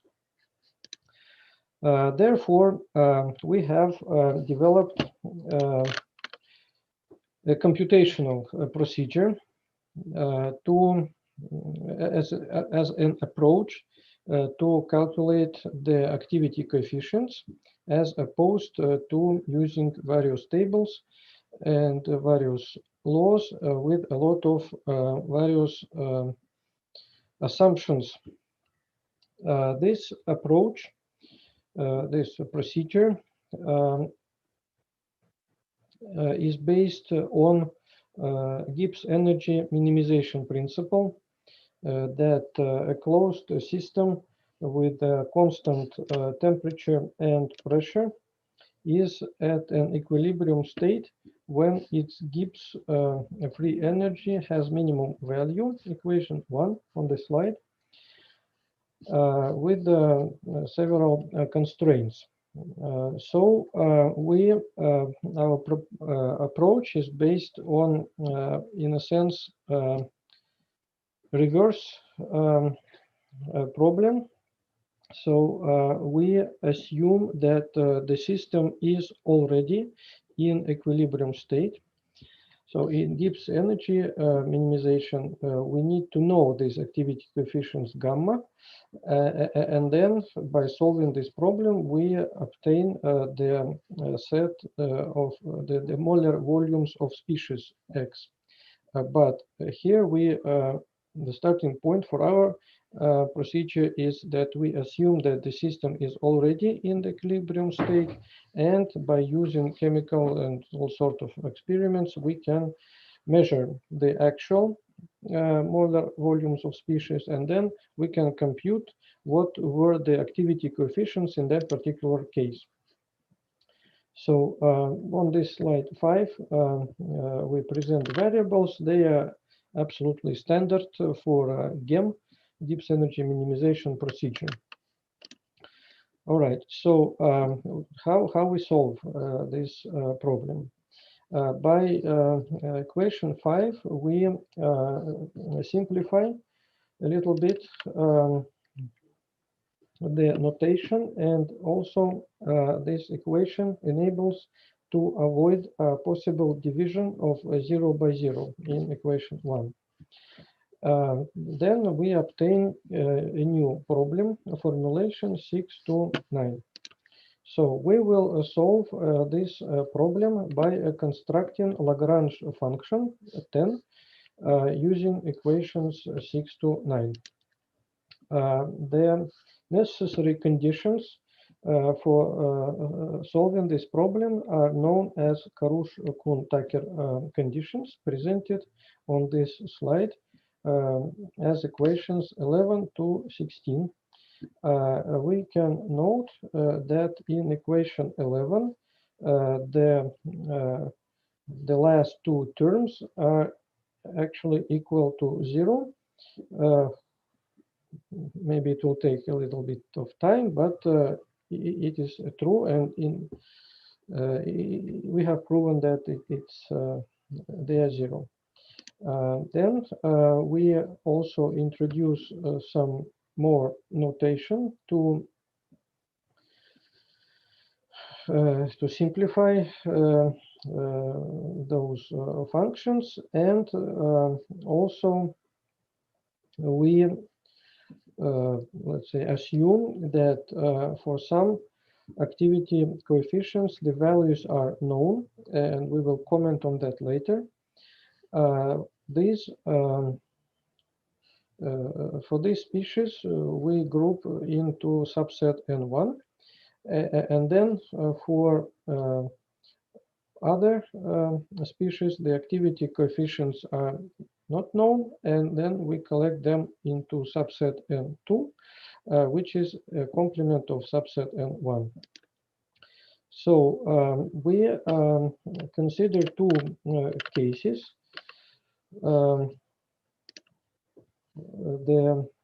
If all components of the vector are 0, then it's a special case, and it deserves, it has a special, let's say, solution, which is more simple. And the more general case we consider later in this presentation. So we seek the values of beta closest to 0 by using the least squares method. So we obtain a system of linear equations, and we can compute those coefficients gamma by solving that system for those species for which they are not known. Okay, consider a more general case. So we have a total 4 subsets. So we have N1. 1 is the subset of set N1 with the species with non-zero molar amounts in equilibrium state, but for which the activity coefficients are known.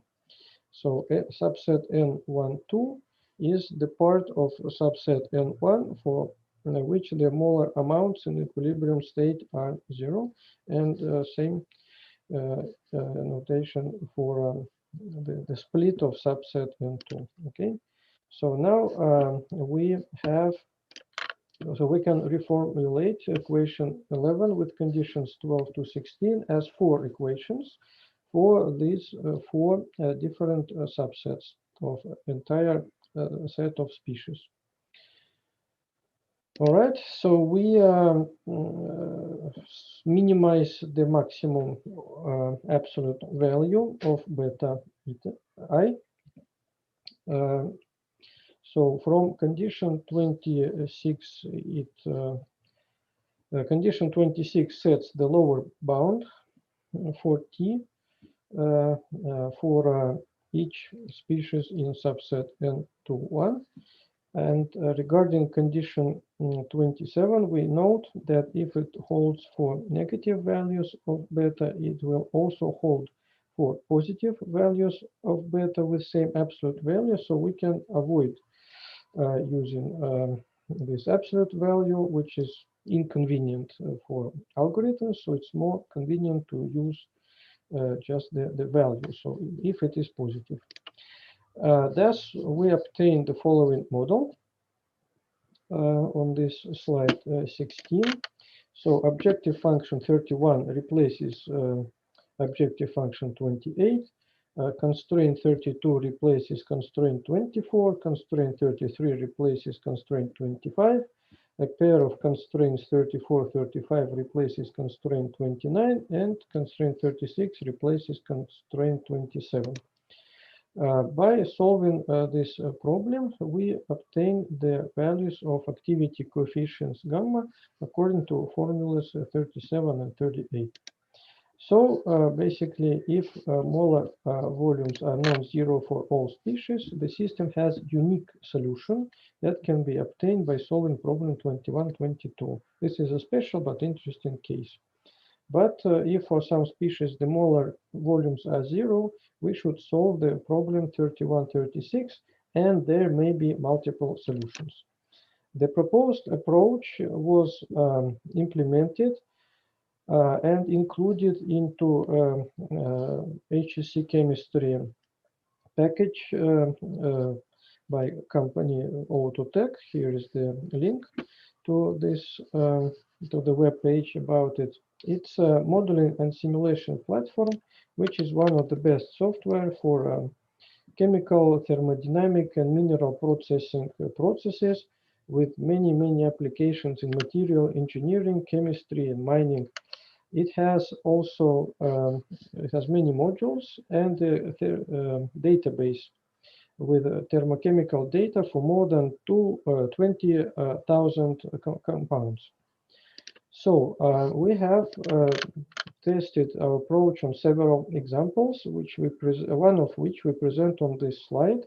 It's the dissolution of certain mineral salts and acids in water at temperature 70 degrees Celsius and pressure 1 bar. So these mineral salts dissolve partly in aqueous solution, but some of them precipitate. And the values of activity coefficients in these aqueous solutions may vary in a wide range, depending on the composition of salts, concentration, temperature, and pressure. So at the first step, the activity coefficients were calculated using the Pitzer activity model in a column activity coefficient calculated. All right. Then we can note right away that for water, the activity coefficient is normally unity, and for simple ions like cuprum +2 ion, quadraxid sulfur -2 ion day. 1 minute. Yeah. Well, basically, yeah, we have tested our approach, and the difference between our estimated and known from various other approaches was within 1.7%. Basically, I can stop right here. So please ask questions. Okay, actually, unfortunately, we have no time for question, but maybe one question, colleagues, if you have. Actually, I didn't understand when you minimize and maximize simultaneously by the same variable in the beginning. Which slide was that? The second or the third? No, the next. Yes, here we have fx, we minimize, and when we have x, we search local maximum. Maybe it's just incorrect word on the slide. Так, по максимуму или минимуму? I'll consult with Roman. Да, здесь минимум. Yeah, right. Sorry, it's Okay. misprint. It's minimum. Yeah, okay. So I know I have no question anymore. So I got the idea. So thank you very much. Thank you all for your presentations. It was very interesting. And now we have a break for 15 minutes. And after 15 minutes, we have the last session in this track. If you want, you can participate in the last session. It will begin at 12:30. See you soon.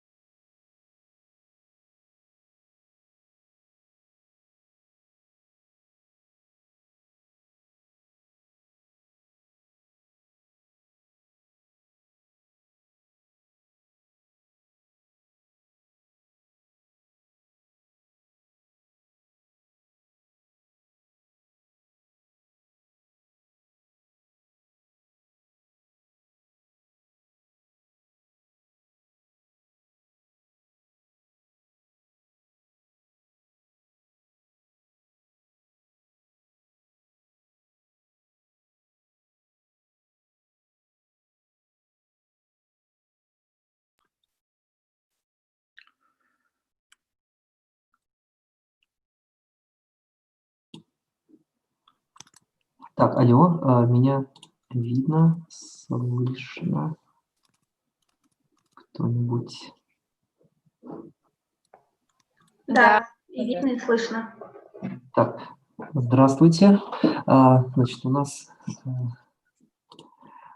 начинается наша секция, да, оптимизации. 5 докладчиков, насколько я понимаю, все по-русски говорят, все русским языком владеют, поэтому я предлагаю все-таки на русском языке, да, проводить эту секцию, если нет возражений. Ну, большая просьба была от организаторов вести ее на английском. Вести ее на английском? Ну, хорошо, ладно. Так, окей. So, we start our optimization section. So we have five presentation here. Each presentation will continue 15 minutes. 15 minutes. So first speaker is Alexander Fomiных, Людмила Полякова, Владимир Карелин, Станислав Мышков.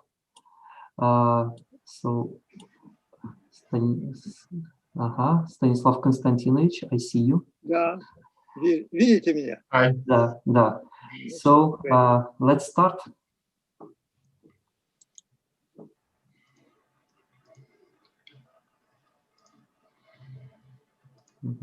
Okay.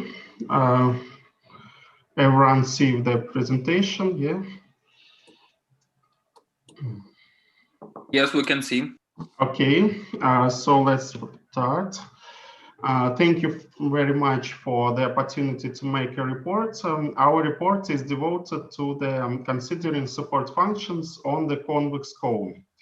Everyone well knows the support functions on the convex analysis on the whole space, and we will consider it in spite of this classical definition on the convex cone.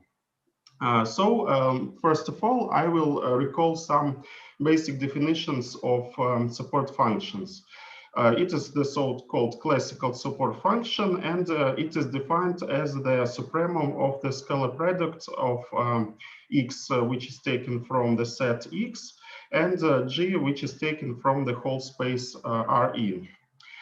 So if we fix the set x, then this support function is the function on the only argument g. It is important to say that support functions are very useful and convenient definitions because they wholly characterize compact and convex sets of finite dimensional space. Let us briefly recall some well-known properties of support functions. For example, a support function is convex and closed function, and if x is convex and compact, then the inequality defines a closed half space bounded by the hyperplane. And if we fix the vector g, then this vector will be the external normal of this half space. It is well known that any convex compact is the intersection of the half spaces which contain this set. And in the terms of the support function, it can be formulated in terms of these inequalities. So the x is represented as the intersection of such inequalities, where we take g from the whole space. Then the very useful property of the support function is if we have xi and we have x as the convex hull, then the support function of this set is calculated just as a maximum of these support functions. And if we have x as the conic hull of these sets xi, then the support function is just the same sum of these support functions. These properties are useful because we can calculate the support function of x, y separately, and then use these properties to calculate the support function of x. Later set the property that the support function is also positively homogeneous and subadditive in the first argument. And we also know that as this function is convex and closed, it is subdifferential. So its subdifferential is calculated by this formula. But now let us consider the same definition of the support function, but not on the whole space, but on some convex cone. Let us consider, first of all, this auxiliary lemma. If K is a closed convex cone, then the supremum of the scalar product is calculated by formula 2. Here, K star denotes the cone conjugate to the initial cone K. Let us introduce the set X from K. It is the intersection of such inequalities, but the intersection is given with respect to the G which belong to the cone K. We can see that this definition is similar to the definition which was given earlier, but here we got the intersection with respect to whole space, and now we take the intersection just for the cone K. The theorem is proved with the help of this lemma, and it says that the next inequality holds. Besides, this theorem gives us opportunity to get such a corollary. We can calculate the support function on the set X, but it is the same as to calculate the support function on the set X from K. Then we have another useful corollary. If X and Y are some convex compact sets and K is some closed convex cone, then the support functions on these sets concede if and only if we have such an equality. This theorem is also similar to the analogous theorem for the support functions on the whole space. Here we see that X concedes with Y if the support functions concede, and the contrary is also true. And here we have the difference. The sets may not concede, but such an equality holds. Now let us give some algorithm to calculate the support function of the some set, and it is important to note that we don't have to know all the elements of the set X to calculate the support functions. A forming set will help us to calculate the support function easier. First of all, let us calculate the subdifferential of the support function and put X from G is the minimum of the norm of X, where X is taken from the subdifferential.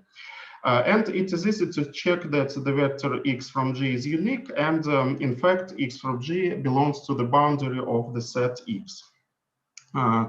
So now we introduce the main definition of this report. It is so-called forming set. The forming set is the union of all such vectors X from G, where G we take from the cone K. This set is called a forming set of a convex compact X relative to the given convex cone K. Due to the construction of the set, the following equality is true. We can take the support function of the set on the cone K, and it will concede with the support function just on the forming set.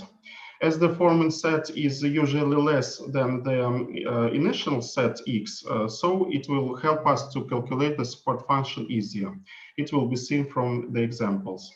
And besides, we have such additional equality, we can also calculate the support function not on the forming set, but on X convex hull. Let us consider some examples. I will just consider the second example. It is more interesting. And here we have the Minkowski sum of two sets. The first set is just a square, and the second set is a ball. And if we sum these sets by Minkowski, we will get some kind of this set. It is imaged here, and it is with the interior. So the blue set X with the interior is in the left picture. So let us calculate the support function on this set using the theorem. If we take K the whole space, then we will get the forming set in such a way, and I will just show it on the picture. It is imaged here. Here we serve the here we give just for circumference arcs of the initial set and 4 points. So the forming set here is substantially less than the initial set, and it is easier to calculate the support function on the forming set X from K. And for example, if we take K, which is positive quadrant, then the forming set will coincide with the circumference arc in the positive quadrant and these 2 points. So this set is even more or less. Besides, we have some auxiliary geometrical results. For example, if K is a closed convex cone and convex set Y contains the 0 point, then the forming set, which is relative to this cone, consists only of the 0 point. So we have here that we managed to reduce the initial set just to 1 0 point. And some additional results, for example, is if set Y is contained in the linear space orthogonal to the linear hull of the cone K, it can be added to the set X, and the value of the support function will not change. We see this result here in this equality. If you have some questions, thank you for your attention. Here the references, classical books on convex analysis, and some results of Vladimir Fedorovich Demyanov. And I want to know that the main results of this report belong to Professor Ludmila Nikolaevna Polyakova. Thank you. Thank you. So questions, please.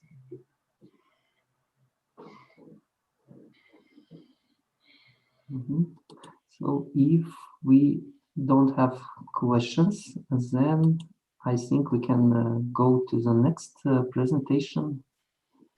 Anastasia. The next presentation is by Anastasia, but we have to start at 12:45.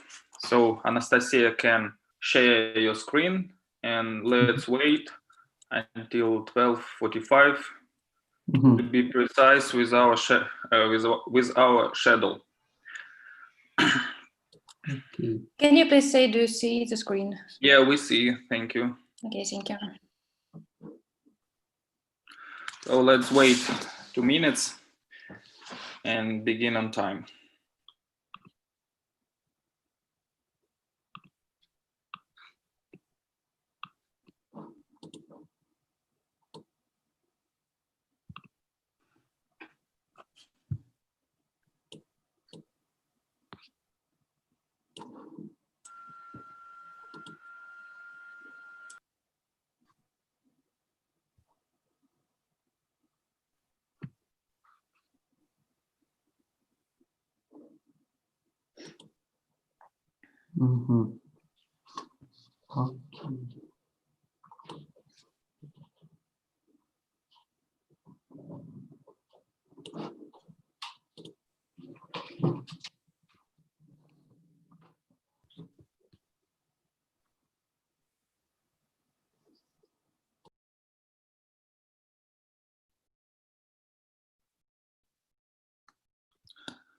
Okay, it's time. Please, Anastasia, you can Okay, begin. thank you. Thank you very Yeah, much. you. Good day, dear colleagues. My name is Anastasia Rayevskaya, and I would like to present you the paper, The Sensitivity of Traffic Flow Reassignment Process in Network Optimization Problems. Sorry, Anastasia, can you make full screen? I will try. If it is problem. Can you see it in a full screen? No. Okay. I No think problem. it can be some problems with it. Okay. Sorry, just continue. Just Control L. You can use Control L. I think it doesn't work on the Mac. Okay. Estimation of traffic flows on the roads of urban areas requires determination of the rules by which drivers choose their roads. And the methodological basis for the traffic assignment is presented by behavioral principles. And one of the most popular principles is formulated by Wardrop. You can see it on the screen. And in other words, no driver can unilaterally reduce his or her travel cost by shifting to another road. Such a principle of road choice is known as Wardrop's first principle or user equilibrium behavioral principle.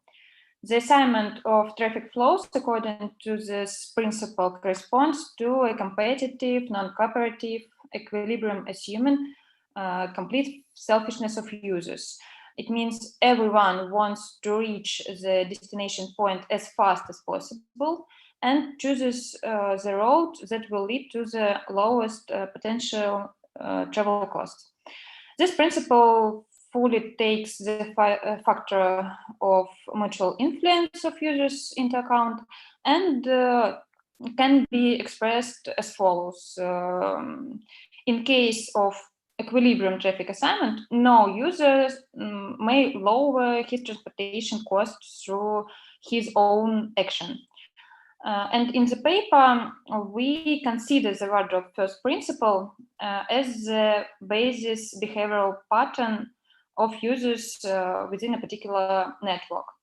And it can be also mentioned that the first mathematical formulation of this principle was obtained some years later by Beckman.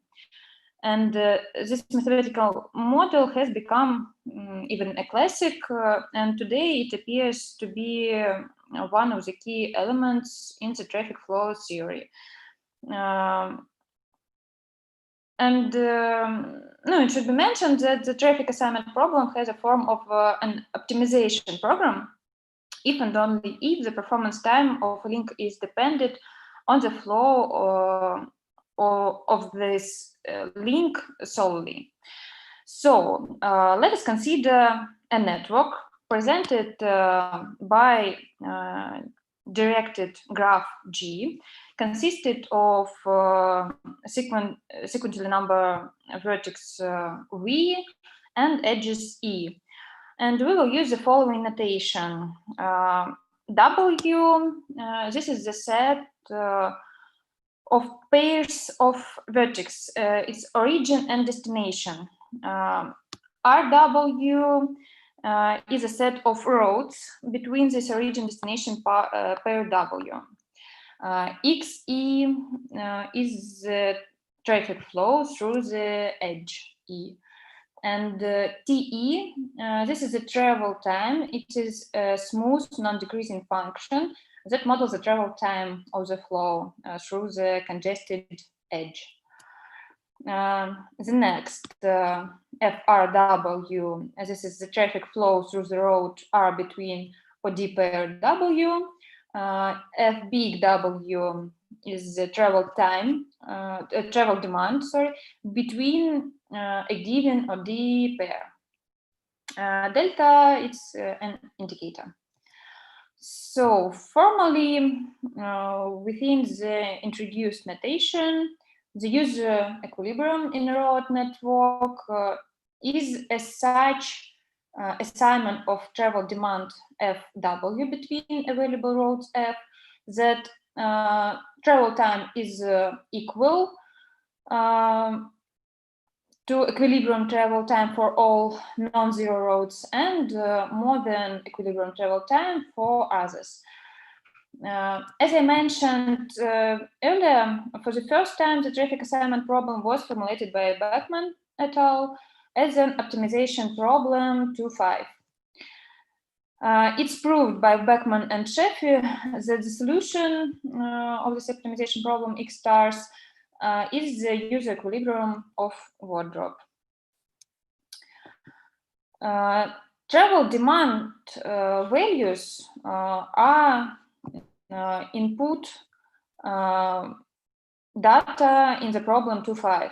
In other words, in the traffic assignment problem, it's required to find the equilibrium values of arc flows from the known F and W, from the known set of OD pairs and known values of travel demand between these pairs. And it seems natural to understand the inverse problem of the traffic assignment as problem of finding OD pairs and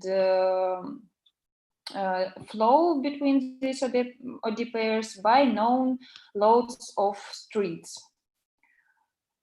So we will analyze in this work the sensitivity of the traffic assignment problem solution to the parameters and type of delay function.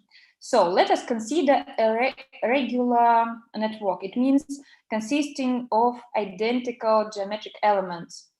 It represented by oriented graph G with unidirectional arcs, where the set V consists of 100 nodes and the set E consists of 180 arcs.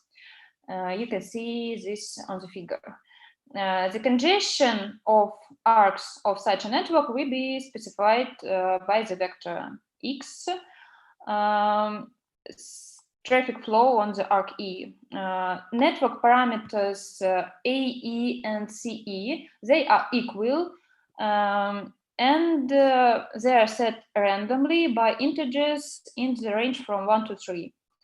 The set of origin-destination pairs W is presented by a single pair 9110, and the total travel demand between this pair is 40 cars. In the road flow theory, the travel time is modeled by a nonlinear positive strictly increasing function of flow. The figure demonstrates the typical graph of the delay function. Parameters of this function can include the capacity values of network elements, free flow travel time of the network's section, and others.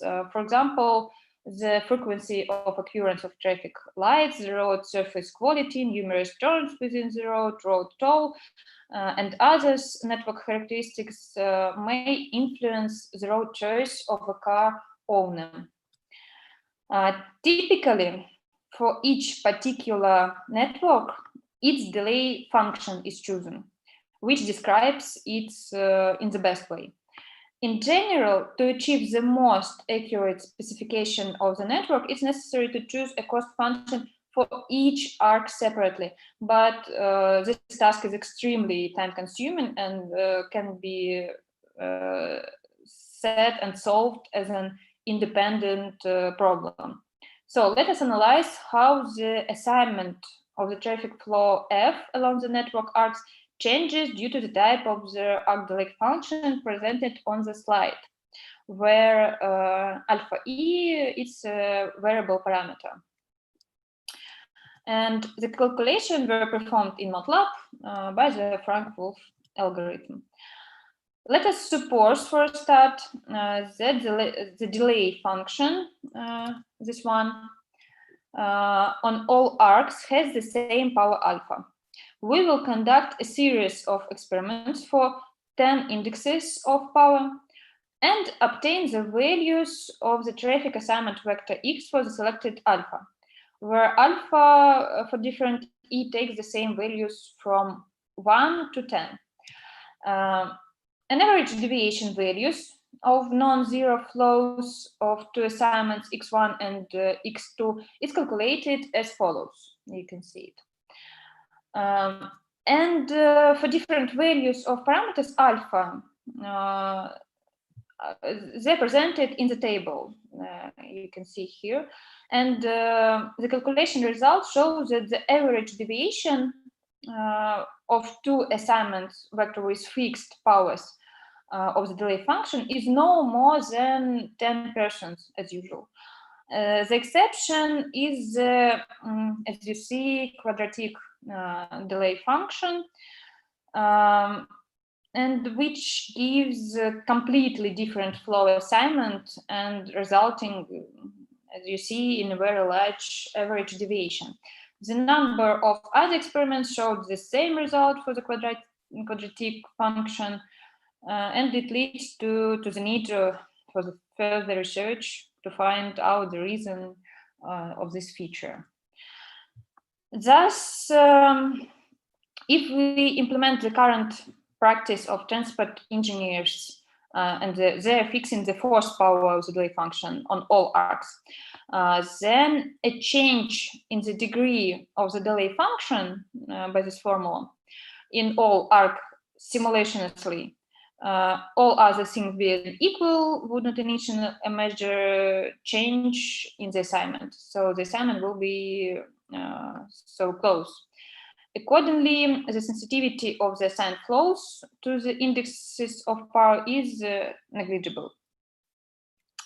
Thus, the models of travel demand estimation based on known values of the traffic flow assignment along network arcs are not sensitive to changes in the power of the arc delay function, as long as the power of the delay function is the same for all network arcs.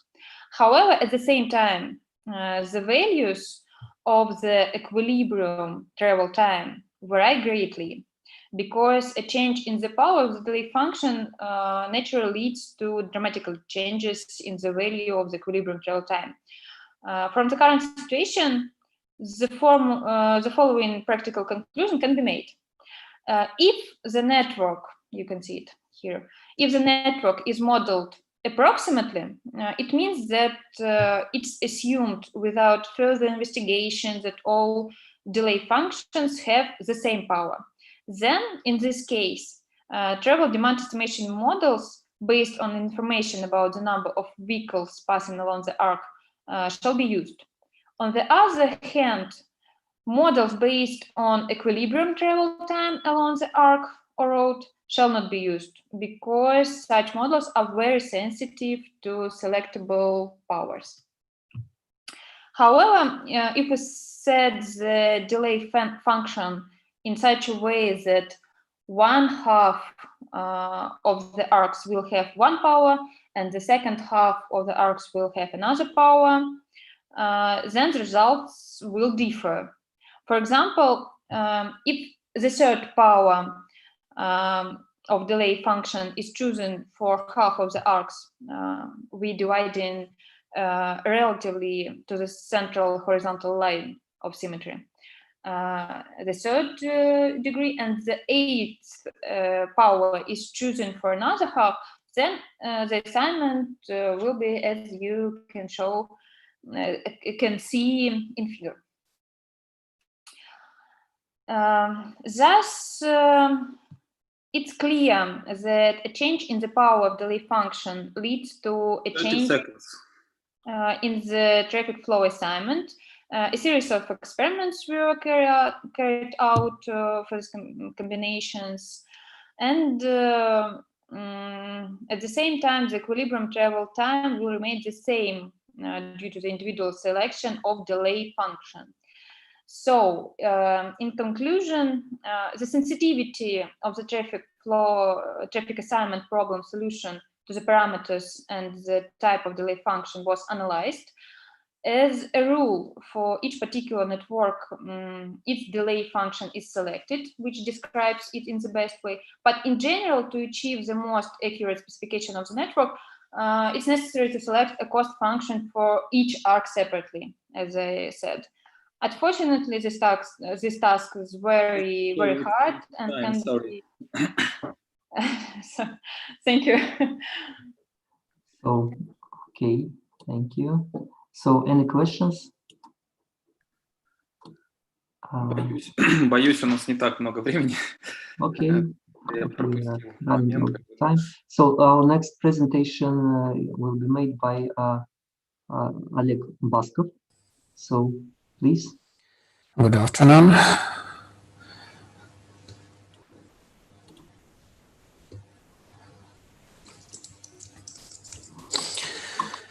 My name is Oleg Baskov, and I will be giving. Can I be heard?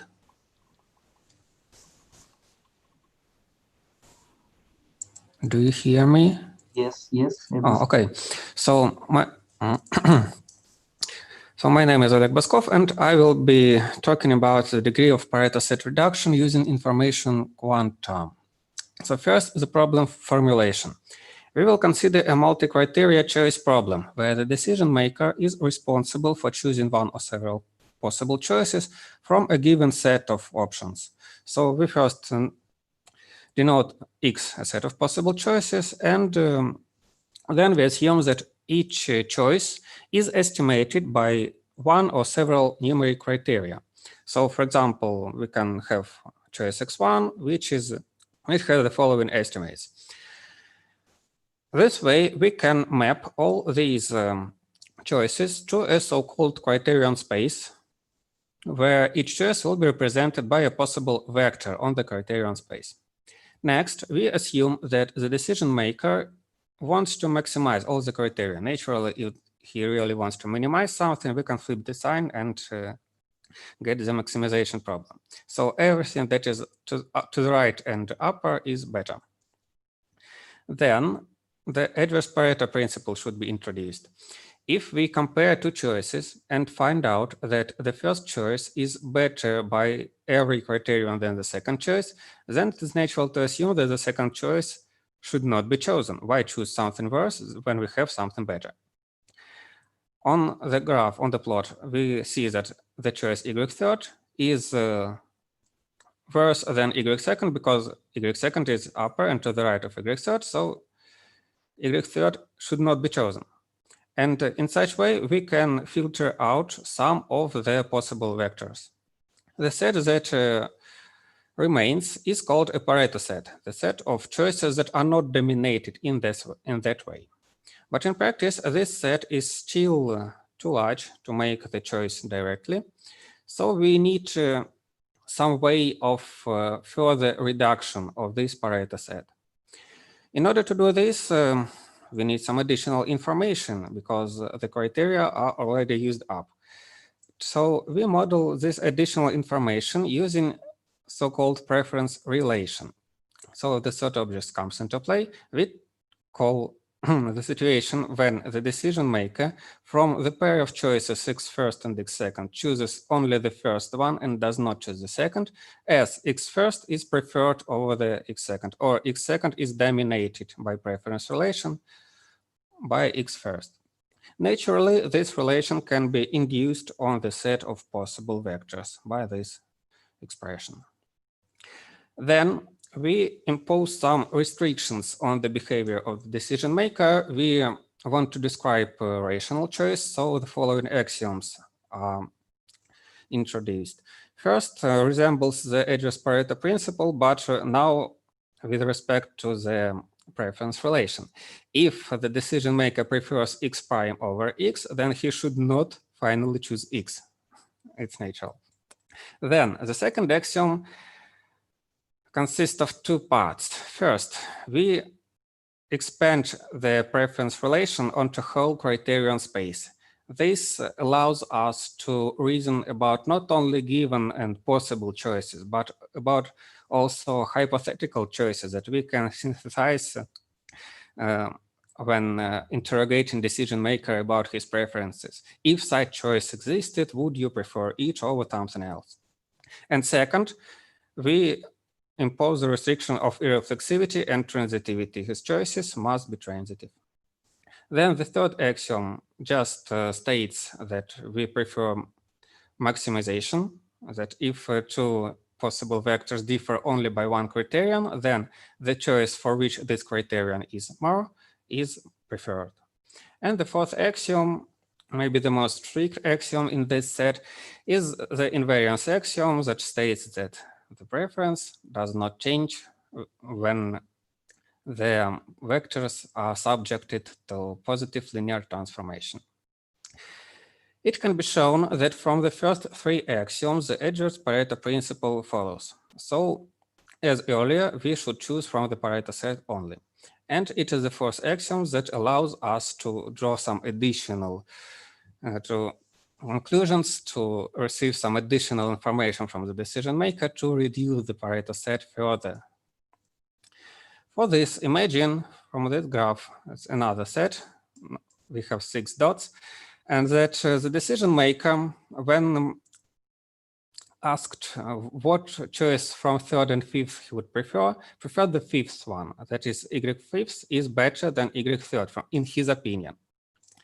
By axiom of invariance, any such information can be written in this form, that some vector is preferred over zero vector. Such vectors are called quanta of information. By fourth axiom, we then conclude that if, for example, fourth and sixth choices differ by same amount by all criteria as third and fifth choice, so the sixth choice from the point of view of decision maker should be also preferred over the fourth choice, because the differences are the same. And even if the differences are proportional, as in this case, then second choice also is preferred over the first one. In fact, when we combine this fourth axiom with the second and third, with transitivity and the desire to maximize all the criteria, we find out that any choice in this great area is better than the choice in the vertex of this, in fact, cone, right? So the fifth choice is also dominated by the sixth choice. This way, we, by just asking one right question of decision maker, are able to rule out 4 otherwise Pareto optimal choices. But when there are more choices, when there are more criteria, when there are more quanta, it's kind of cumbersome to explain on the criterion space geometrically. So Vladimir Nagin proved a convenient theorem that allows us to construct some other vector criterion to recompute criteria, so that with respect to the recomputed criteria, the Pareto set is our reduction that we just saw. It is important to note that this recomputation is revertible. That is, we can continue to ask decision maker about his preferences further in terms of having physical sense F criteria, and then additional information will be, by similar laws, transferred into new criteria, and then the theorem can be applied once more, and we have even more narrow Pareto set with even new criteria.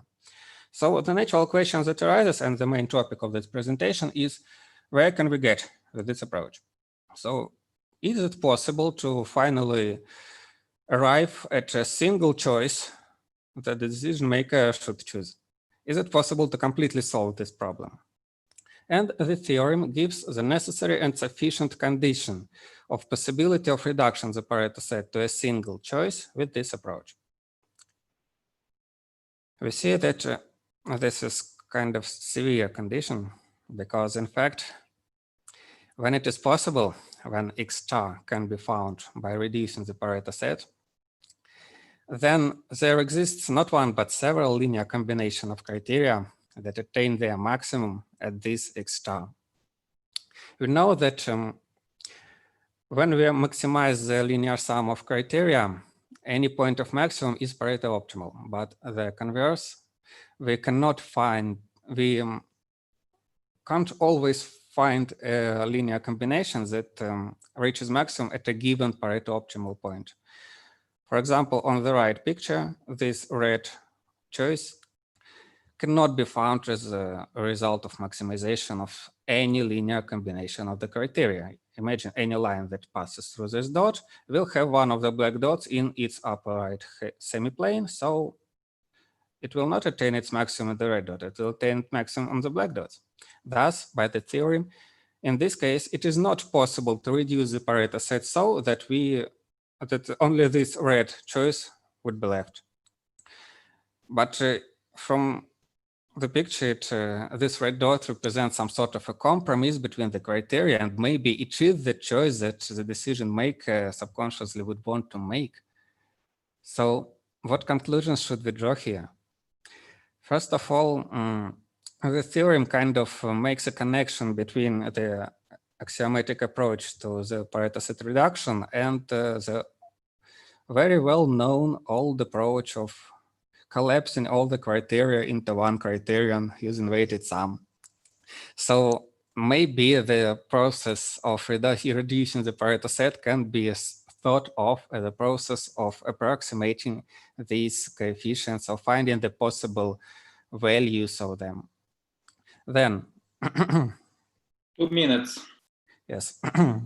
Then, of course, if the set of possible choices is linear and so are the criteria, the problem is linear, then any vertex of the resulting polyhedron can be found by this approach, but it can be found using weighted sum as well. And the most important conclusion here is that in most practical application, it is expected that we would not be able to reduce the Pareto set to a single choice. There would always be maybe small, but still a set of choices. And we should either directly ask the decision maker to perform the final choice himself, or employ some additional methods of decision making. And thus, this study justifies the use of the axiomatic approach to Pareto set reduction in conjunction with other methods of the decision making. So, thank you for your attention. Any questions?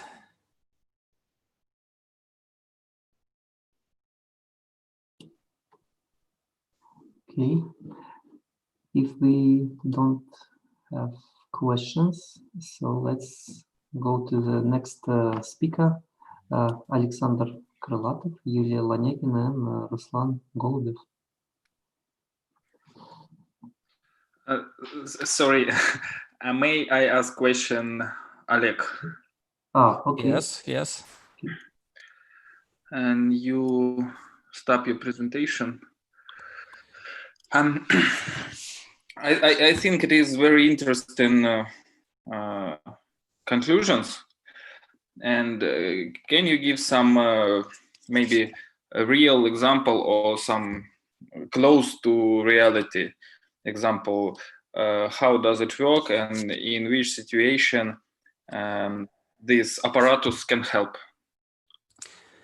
Well, it's kind of difficult question because any real world problem of making some decision can be reformulated in these terms.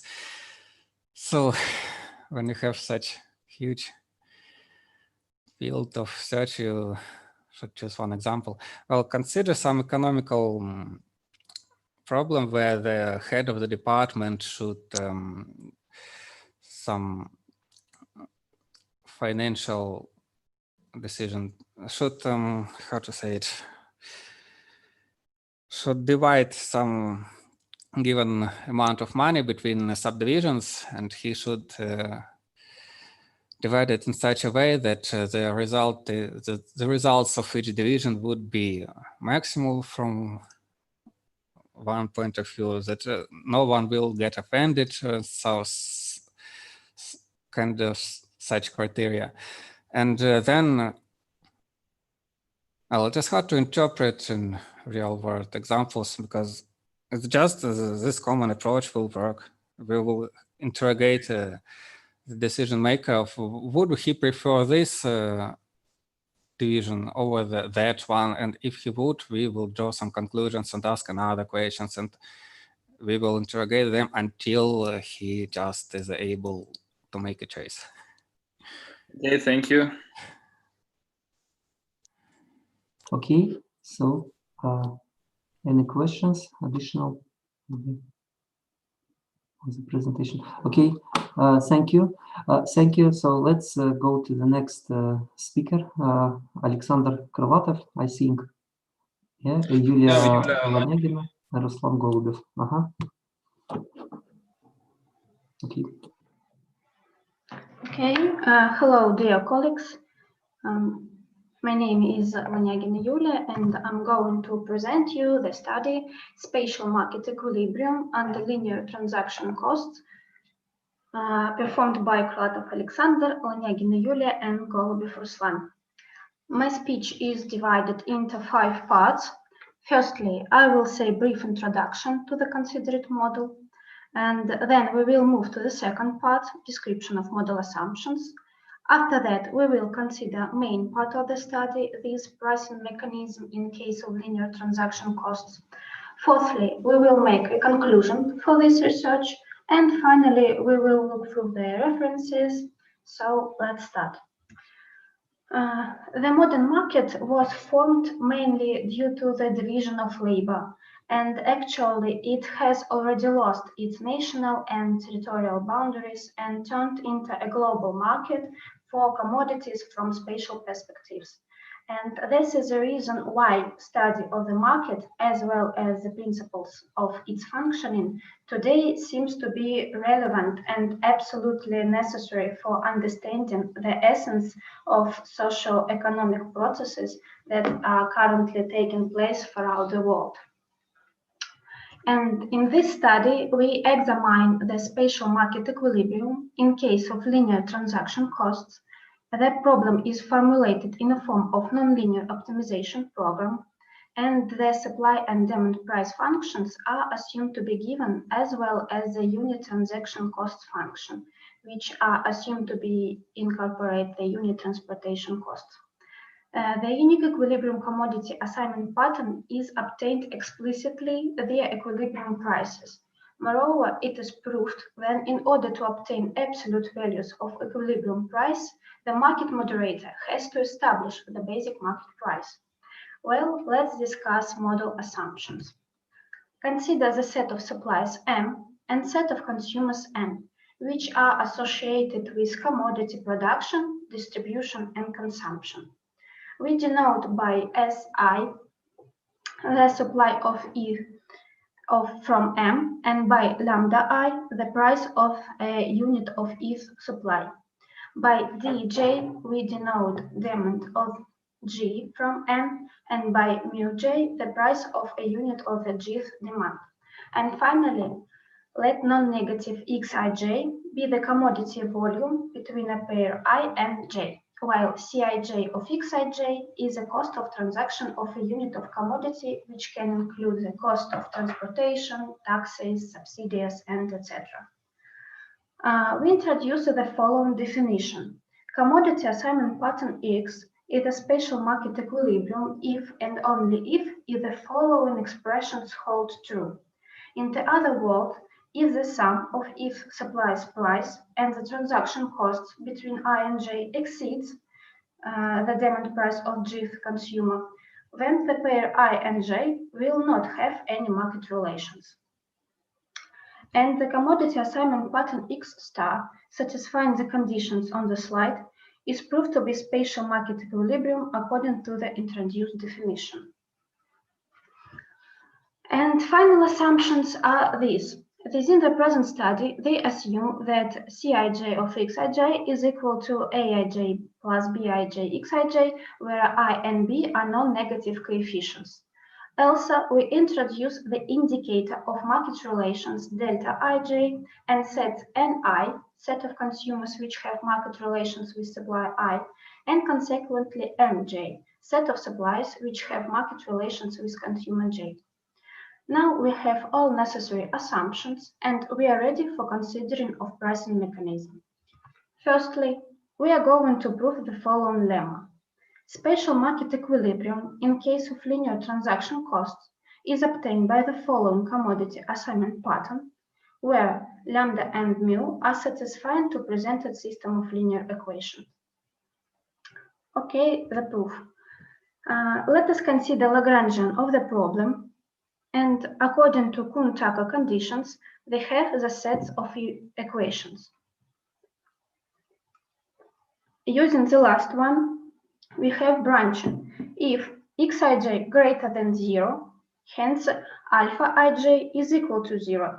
Or if xij is equal to 0, consequently alpha ij is greater or equal to 0. Therefore, Cij is equal to subtraction between mu j and lambda I for non-negative xij and greater than mu j minus lambda I otherwise. Substitute instead of Cij its expression, and we obtain that all non-negative xij is equal to mu j minus lambda I minus aij divided by bij. And for all 0 xij, alpha ij is greater than mu j minus lambda I. And these expressions are equivalent to expressions 1. And substituting that into balance equations presented on the slide, we obtain the desired matrix expression 2. Hence, we proved the lemma. Lemma 2 says that the following statements hold. First, the left side matrix from system 2 is singular and its rank is m plus n minus 1. And second, the system of linear equations 2 is solvable. Okay, let us consider the left side matrix of the system 2, and let us sum rows from 1 to n, and let sum rows from n plus 1 to m in this matrix. And as one can see, the rows are equal. Therefore, left side matrix from 2 is singular. Moreover, it is clear that the first n rows mutually linear independent, and rows from n plus n to m are mutually linear independent as well. However, the sum of the first n rows is equal to the sum of last m rows, and consequently, Gauss-Seidel method achieves trapezoid matrix, which dimension is m plus n minus 1. Therefore, the rank of the left side matrix from 2 is m plus n minus 1. So the first statement is proved. Construct extended matrix of the system and use Kronecker-Capelli theorem. It is clear that rank A dash less or equal to m plus n, since matrix A dash has m plus n rows and m plus n plus 1 columns. On the other hand, according to the first part of the proof, rank A dash is greater or equal to m plus n minus 1. Hence, rank A dash is between m plus n minus 1 and m plus n. Let us sum rows from the first one to n, and sum rows from n plus n to m in matrix A dash. Due to equivalence of supply and demand commodity, the first sum is equal to the second one. This means that rank A dash strictly less than m plus n, and hence the rank is equal to m plus n minus 1. Therefore, the rank of the extended matrix of the system 2 is equal to the rank of its main matrix, and that should have been proven. Proved two lemmas lead that the following theorem holds true. There is only one independent spatial market price for the equilibrium commodity assignment pattern in case of linear transaction costs. According to first lemma, spatial market equilibrium in case of linear transaction costs is obtained by the unique commodity assignment pattern with demand and supply prices that satisfy the system of linear equations 2. And according to second lemma, the system of linear equations 2 is solvable with respect to m plus n variables, while the rank of main matrix is m plus n minus 1. Therefore, there is only one independent variable, while all others depend on it. In the other words, once the basic market price is given, then other prices are adjusted according to spatial market equilibrium. Now, let me conclude with research. We study the spatial market equilibrium and examine the case of linear transaction costs, and obtained results show that the dual variables, which are the Lagrangian multipliers, reflect supply and demand prices. Thus, when this problem is solved, the equilibrium commodity assignment pattern is obtained as well as the equilibrium prices. Moreover, we found out that in order to obtain absolute value of equilibrium prices, someone, actually the market moderator, has to give the basic market price, and then other prices are adjusted according to special market equilibrium. Here you can look through the list of references, while I would like to thank you for your attention, and if you have any questions, I'm willing to answer them. Okay, thank you. So, are there any questions?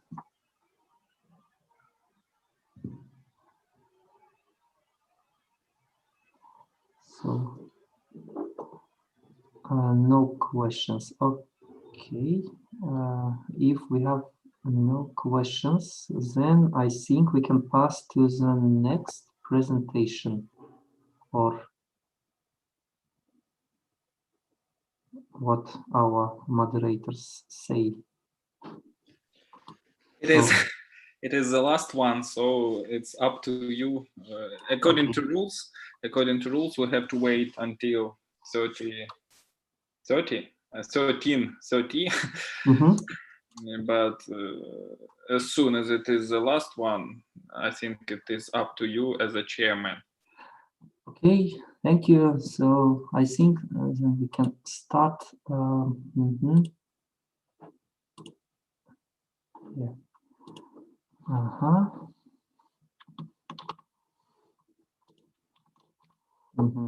So my name is Majid Abbasov.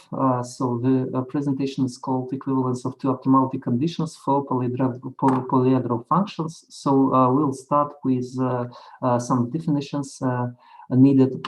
So let's X is some open set from Rn, and the function f is called codifferentiable if its approximation of its increment at the considered point can be represented as a sum of a maximum and minimum.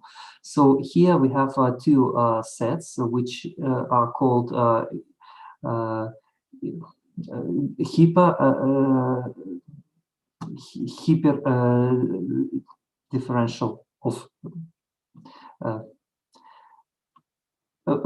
two convex compact sets. Okay, we have two convex compact sets which are from Rn plus 1 space. So the pair of this space, so the pair of these sets are called codifferential of our function at the considered point. So if the function allows such kind of representation, this function is called codifferentiable. So the class of codifferentiable function is quite wide, and the calculus of codifferentials was introduced by researchers. So this calculus gives us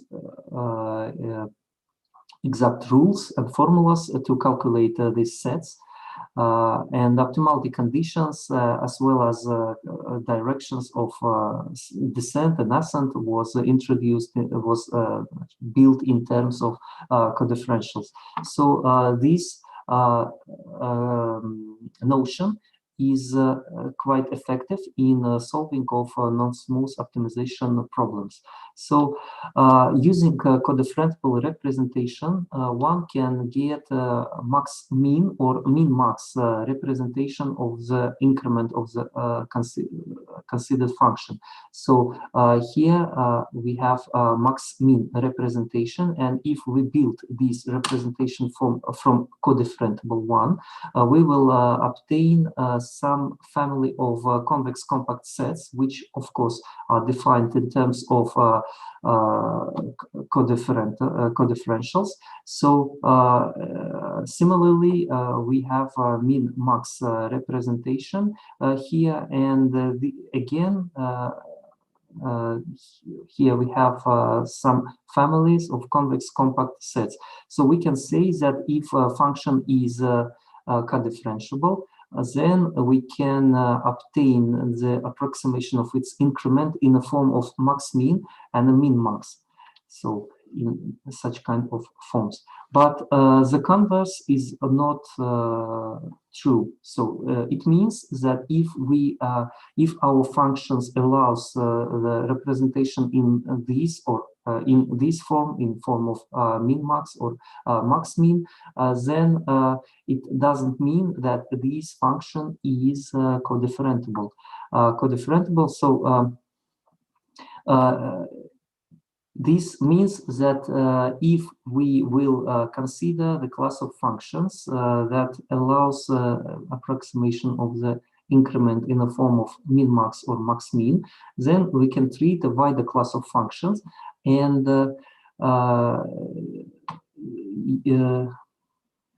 treat a wider class of functions. So that's how coexhausters notion appeared. It was this notion was introduced by Demyanov, Vladimir Fedorovich Demyanov, and this is the definition of the coexhausters. The function is said, the function f is said to have a coexhauster, upper coexhauster at the point x, if the following expansion is true. The family of sets, convex compact sets here with upper line is called upper coexhauster of the function f at the point x.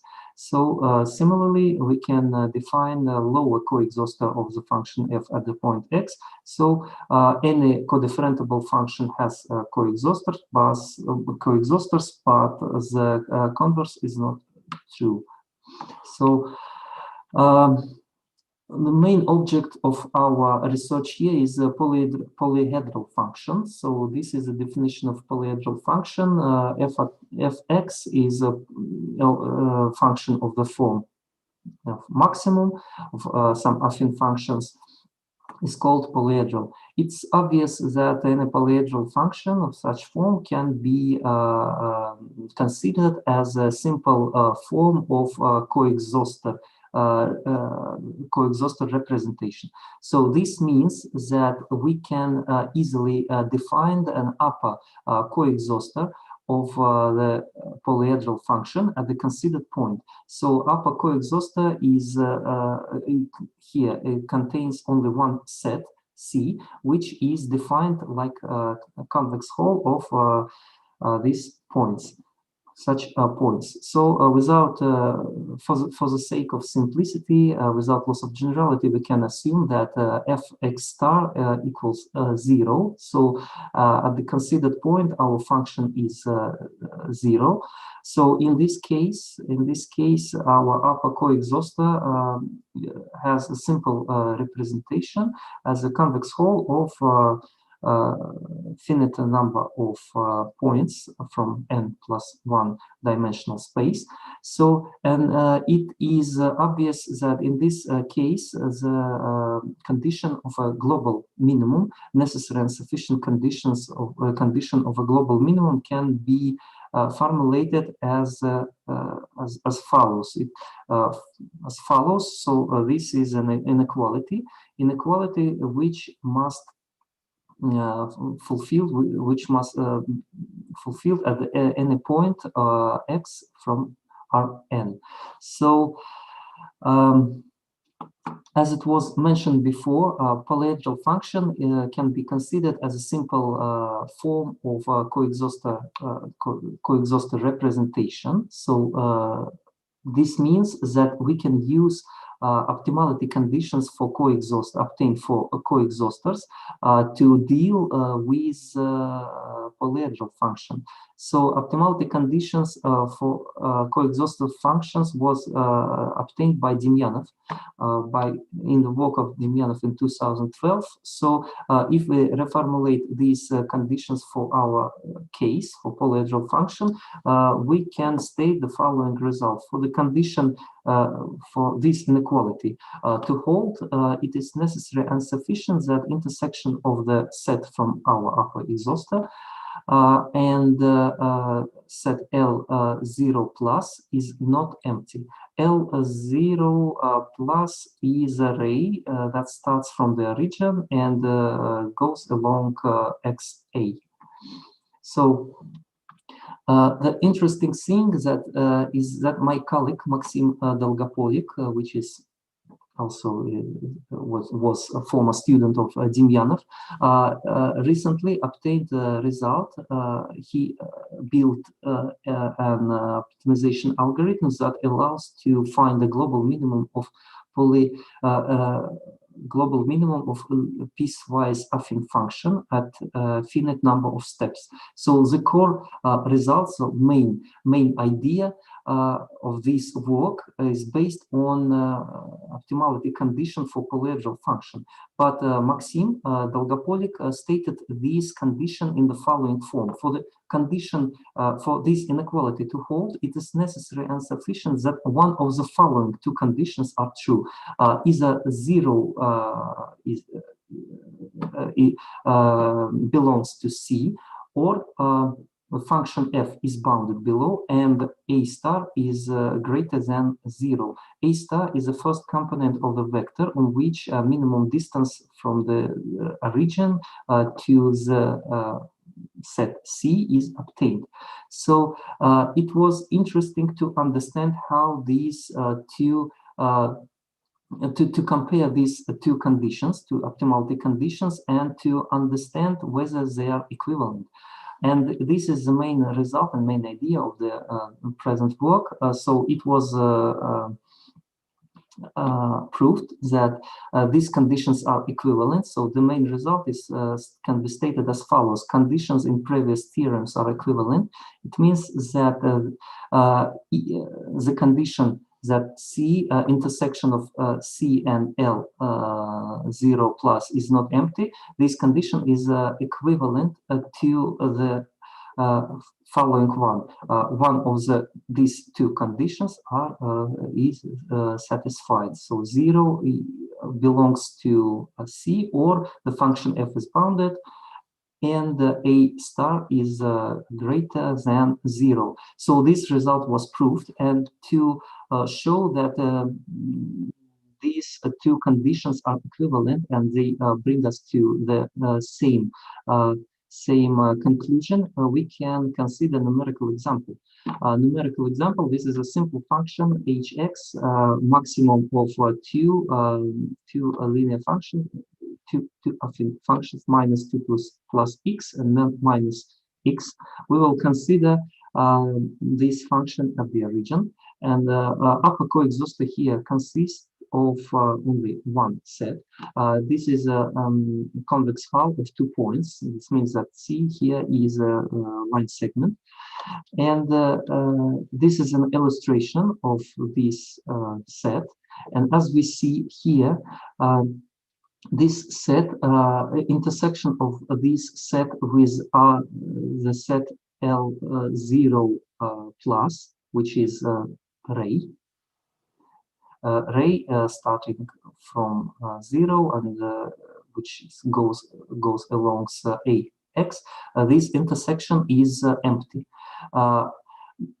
Besides, from the other side, this set doesn't contain 0, and the first component of the vector on which the minimum distance from the origin to this set is obtained, this first component is less than 0. This means that neither conditions from the first theorem nor conditions from the second theorem are fulfilled here, and we conclude that origin is not a global minimum of our function, and this can be obviously seen in the this figure, in this illustration of the graph of our function. So we see that origin is not global minimizer of our function,